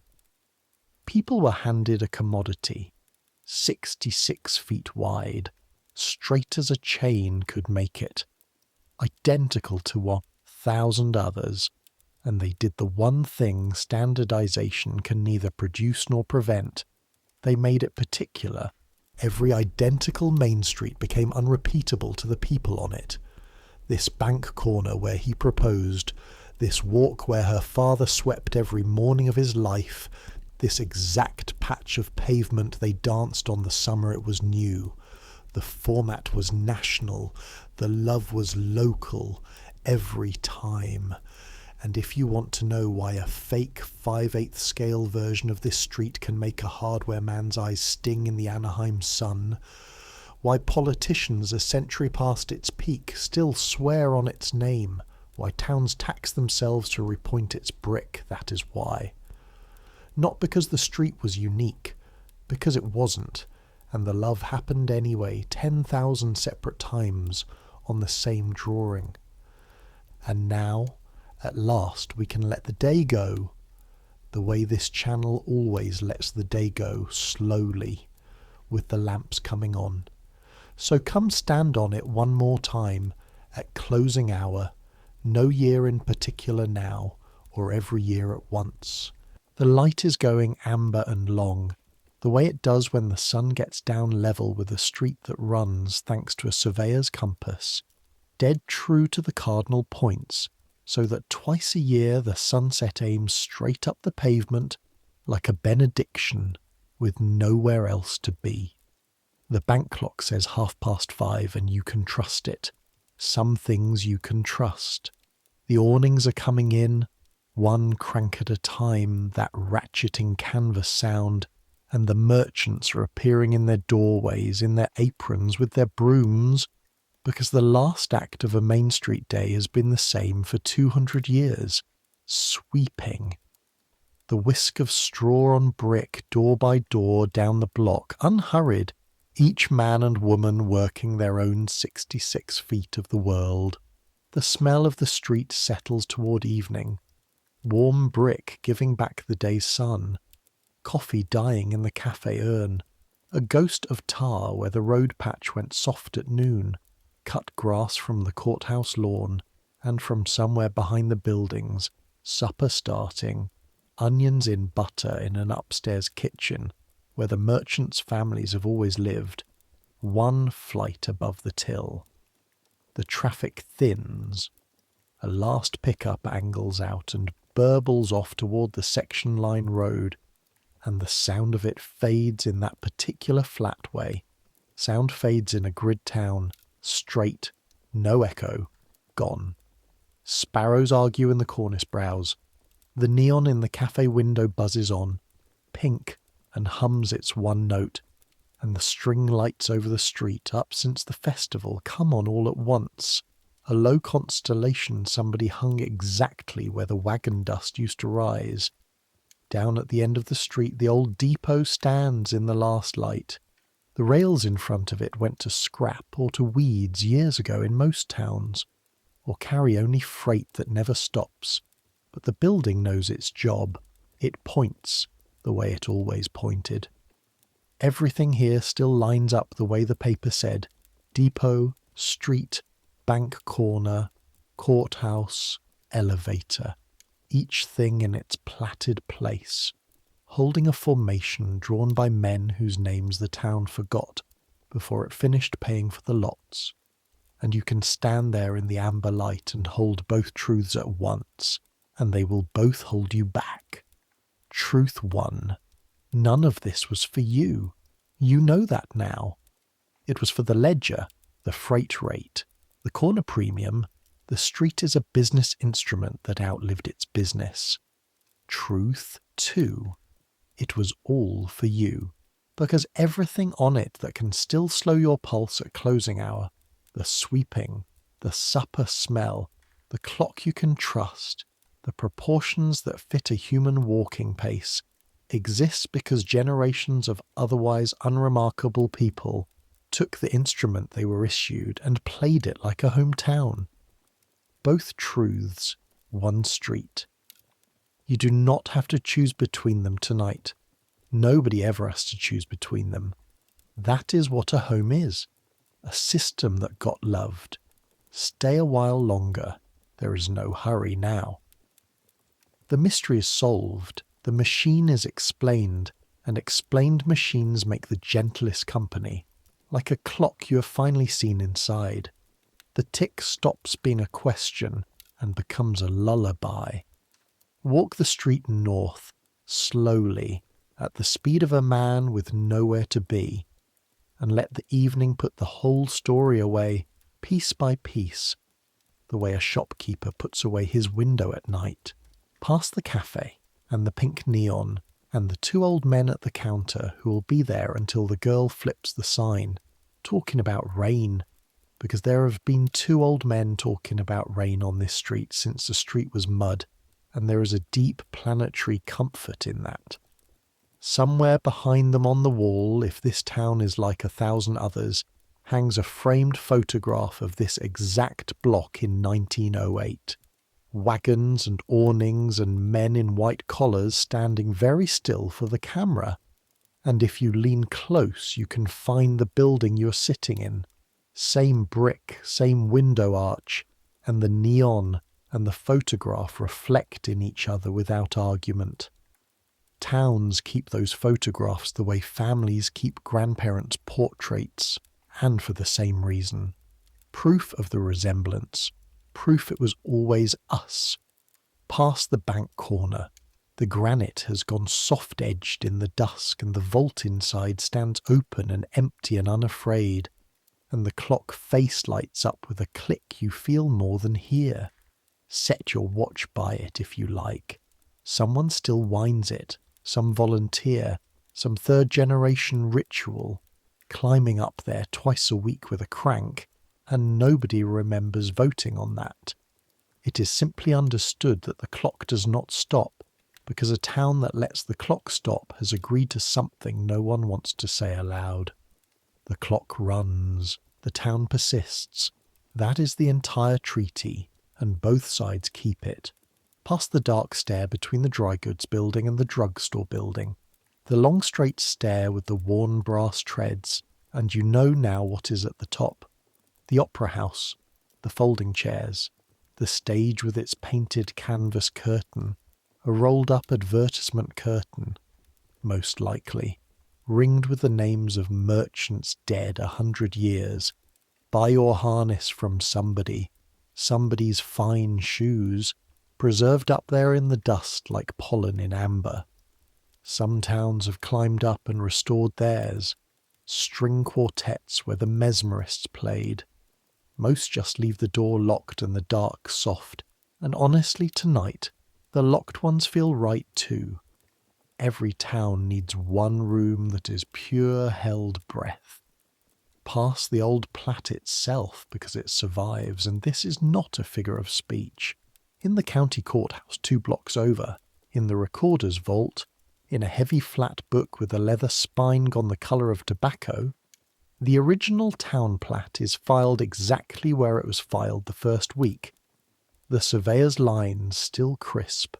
The lot numbers in iron gall ink gone brown. The street you're standing on drawn there at 1 chain wide with its name lettered down the middle in a schoolmaster's hand. Clerks handle it with cotton gloves now.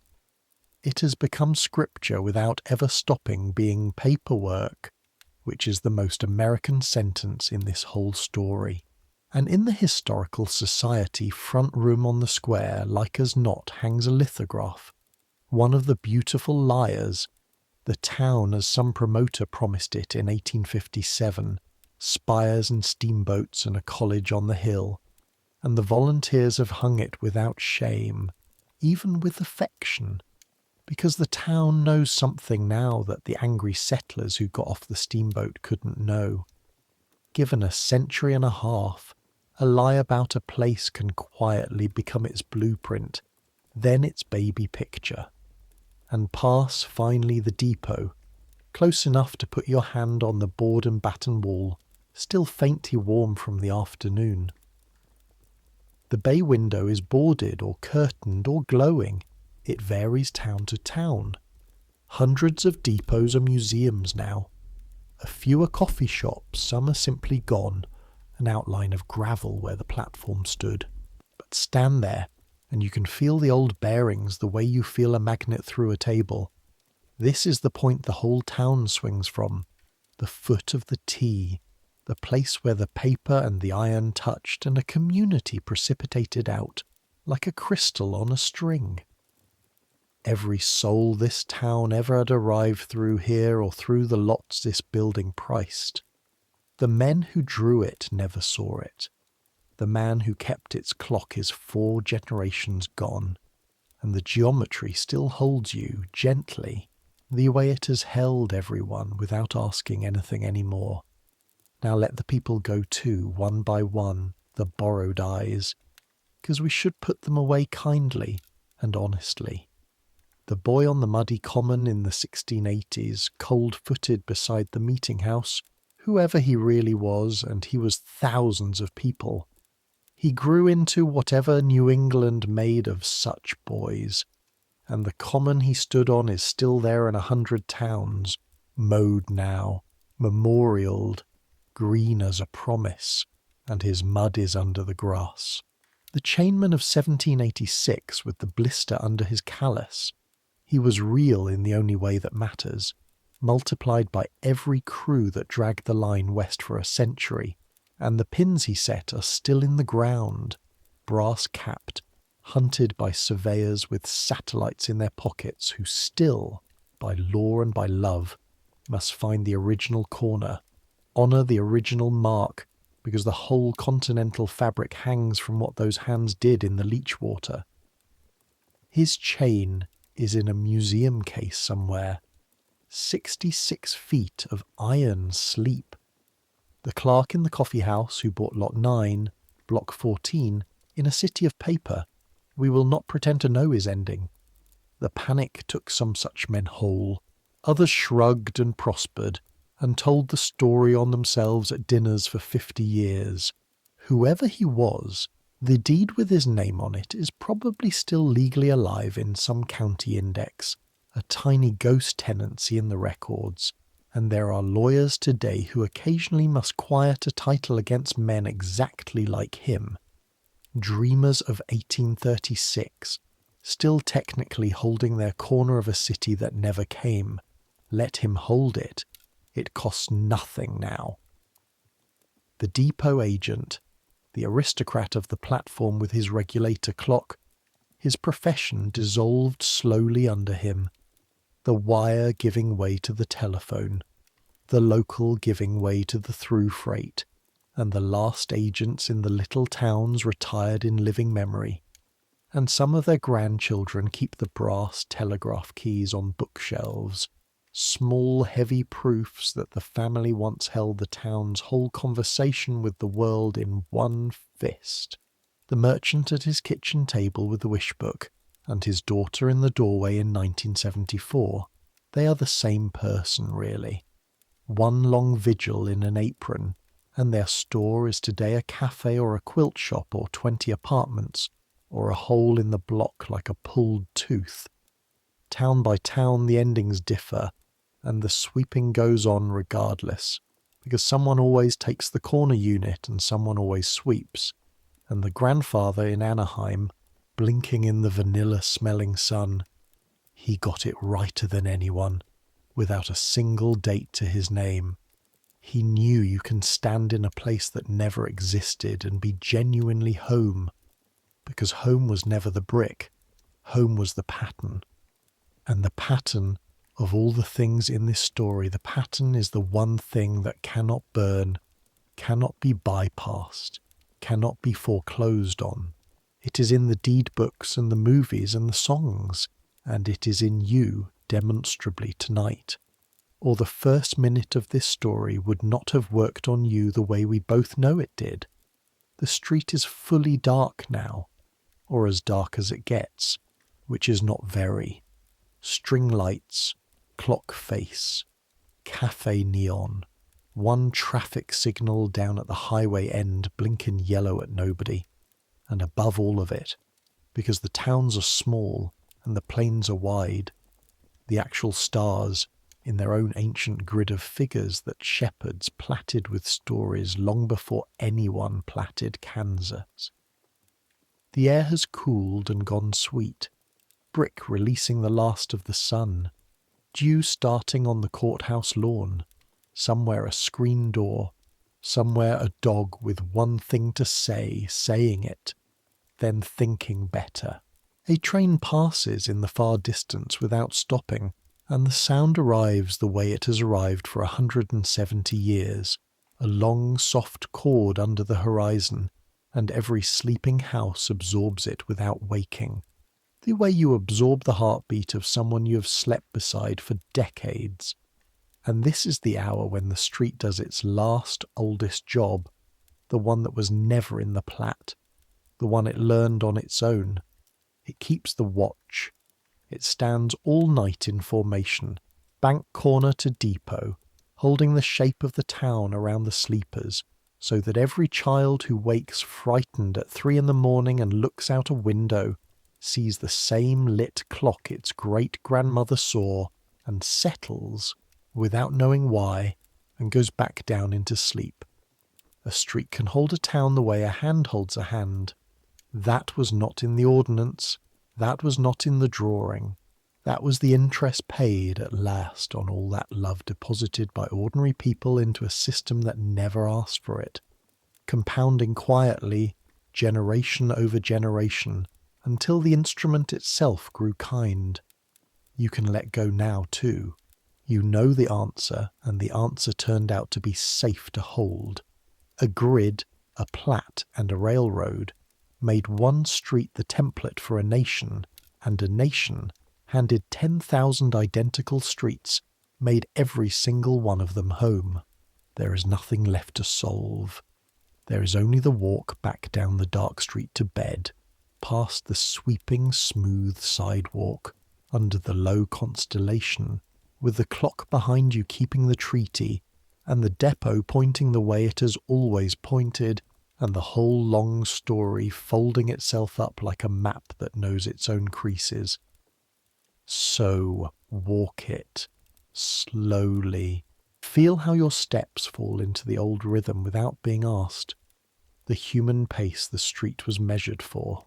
A chain at a time, 66 feet and then 66 more, past dark glass and painted brick, and notice that your breathing has already found the same gait, long and even in and out, the pace of a man with nowhere to be and all night to get there. The street does not need you to watch it anymore. It kept its shape before you knew the reasons, and it will keep its shape now that you do. A knowledge this old and this settled asks nothing of the knower. It just lies alongside you, warm, like a dog that has finally stopped listening for the gate. Think, one last drowsy time, of how much held stillness you walk through tonight without fearing any of it. The mud of the common, holding the prints of everyone. The chain lying quiet in its museum case. The lithographed towns asleep in the deed books, streets named, lamps never lit, doing no harm to anyone forever. The opera house holding its breath above the hardware store. The vault door open on sweet nothing. The depot pointing. The clock keeping. All of it stationary now. All of it finished striving. A whole continent of ambitious geometry gone soft and horizontal in the dark. And you the only thing still moving on it. And even you, slower now. Even you, nearly there. You are under the last of the string lights. The upstairs windows are dark where the merchants' families slept above their tills for 100 years, and the sleep in those rooms was earned exactly the way yours is earned tonight, by a long day among particulars, prices and names and weather and small kindnesses, the same day this country has been putting in since the first survey crew banked its fire on the Ohio and lay down under the stars of 1785 with the line run true behind them and the line unrun ahead.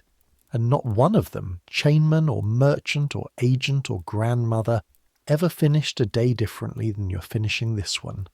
Tired, warm, and folded into a made place, trusting it to stand while they were gone, and it stood. That is the whole lullaby, if you want it in 3 words, and it stood. Panic and fire, catalogue and bypass, the mall with its caged songbirds and the interstate with its cold bright ramps, and the street is still there tonight, this very night, thousands of times over, lamplit and level from ocean to ocean, bank corners and clock faces and depots, all holding formation in the dark while the country sleeps inside its oldest drawing. It does not need defending at this hour. It does not need mourning either. It needs exactly what you need, which is for the day to be allowed to end, so let it end. You are warm enough, settled enough, safe enough. You have a roof and a bed and one solved mystery, and that is more than most nights hand anyone. That's enough. It was always going to be enough. Let the dates go first, they are the heaviest. Let 1638 go and 1683, and the 20th of May, 1785. Let 1836 go with its beautiful lyres, and 1856 with its iron, and 1896 with its mail, and 1908 with its engine, and 1920 with its angry book, and 1955 with its painted plaster, and 1956 with its 2 openings, and 1980 with its committees. You do not have to carry a single one of them across into sleep. They are written down. That was the whole point of them.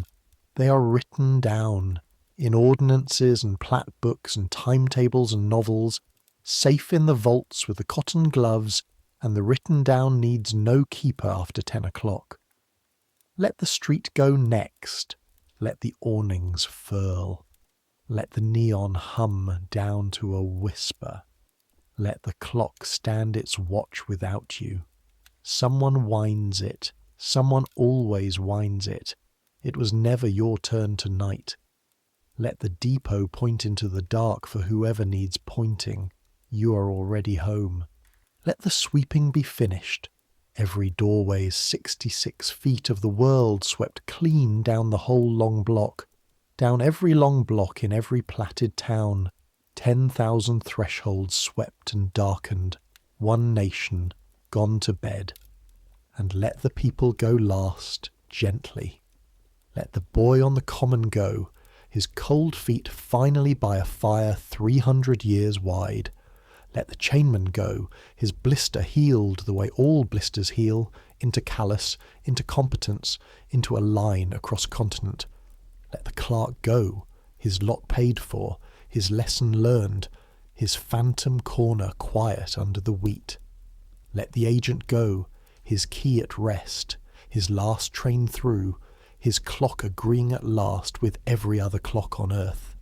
Let the merchant go, the till counted, the lamp out, the catalogue closed on the kitchen table where it can do no harm before morning.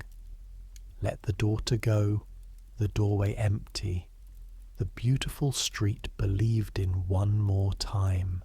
Let the grandfather go, vanilla on the warm air, his granddaughter's hand in his, standing on a memory built to 9/10 scale, which is, if we are honest, the scale of all memories, all of them slightly kinder than the survey, all of them home. Tomorrow the street will be there. Tomorrow the clock will be wound and the walks will be swept, and the two old men will take up the question of rain precisely where they left it.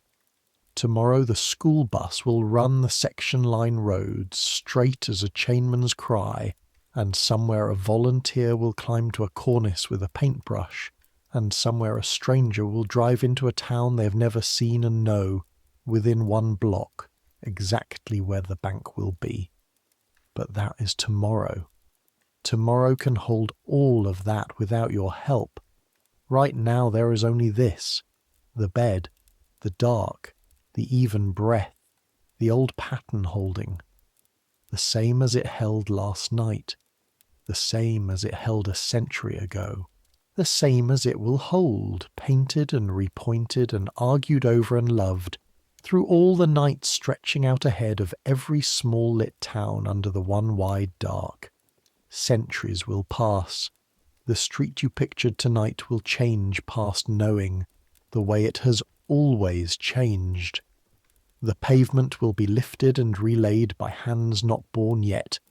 The stores will trade names the way they always have. Dry goods to dime store to cafe to something without a name yet. The cars will change their engines and then their drivers, and then perhaps their minds.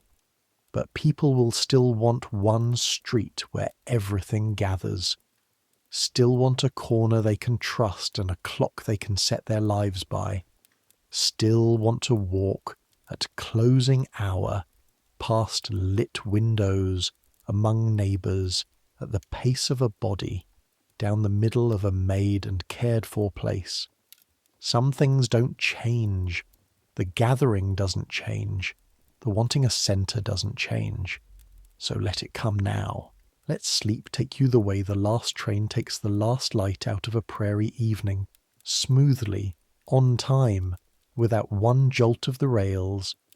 Let the world fade the way a depot fades behind a departing window, held, then small, then a warm point, then trusted to the dark. Let the noise quiet, block by block, awning by awning, until there is only the one soft note a town makes when every soul in it is sleeping, which is no note at all, which is peace. Let your thoughts slow and settle and soften and finally stop, like dust after a wagon, like a chain laid down in grass at the end of the day's last mile, the corner found, the pin set, the line true, the work good. You've walked a very long street tonight, from a muddy common to a lit clock, and you walked every foot of it well, and now you've reached the end of it, and at the end of it, as there has always been, there is a bed, and it is yours. You've earned this rest. All the sleepers in all the platted towns have earned it with you, and they are already under, breathing in their thousands behind the brick, keeping you company without knowing your name, the way a town does. Join them now. Take it. And dream, if you dream at all, of an amber street at evening, swept and level and utterly safe, where the awnings are just coming in, and the band is just packing up, and someone who is glad you are there is keeping the clock wound until morning. Good night.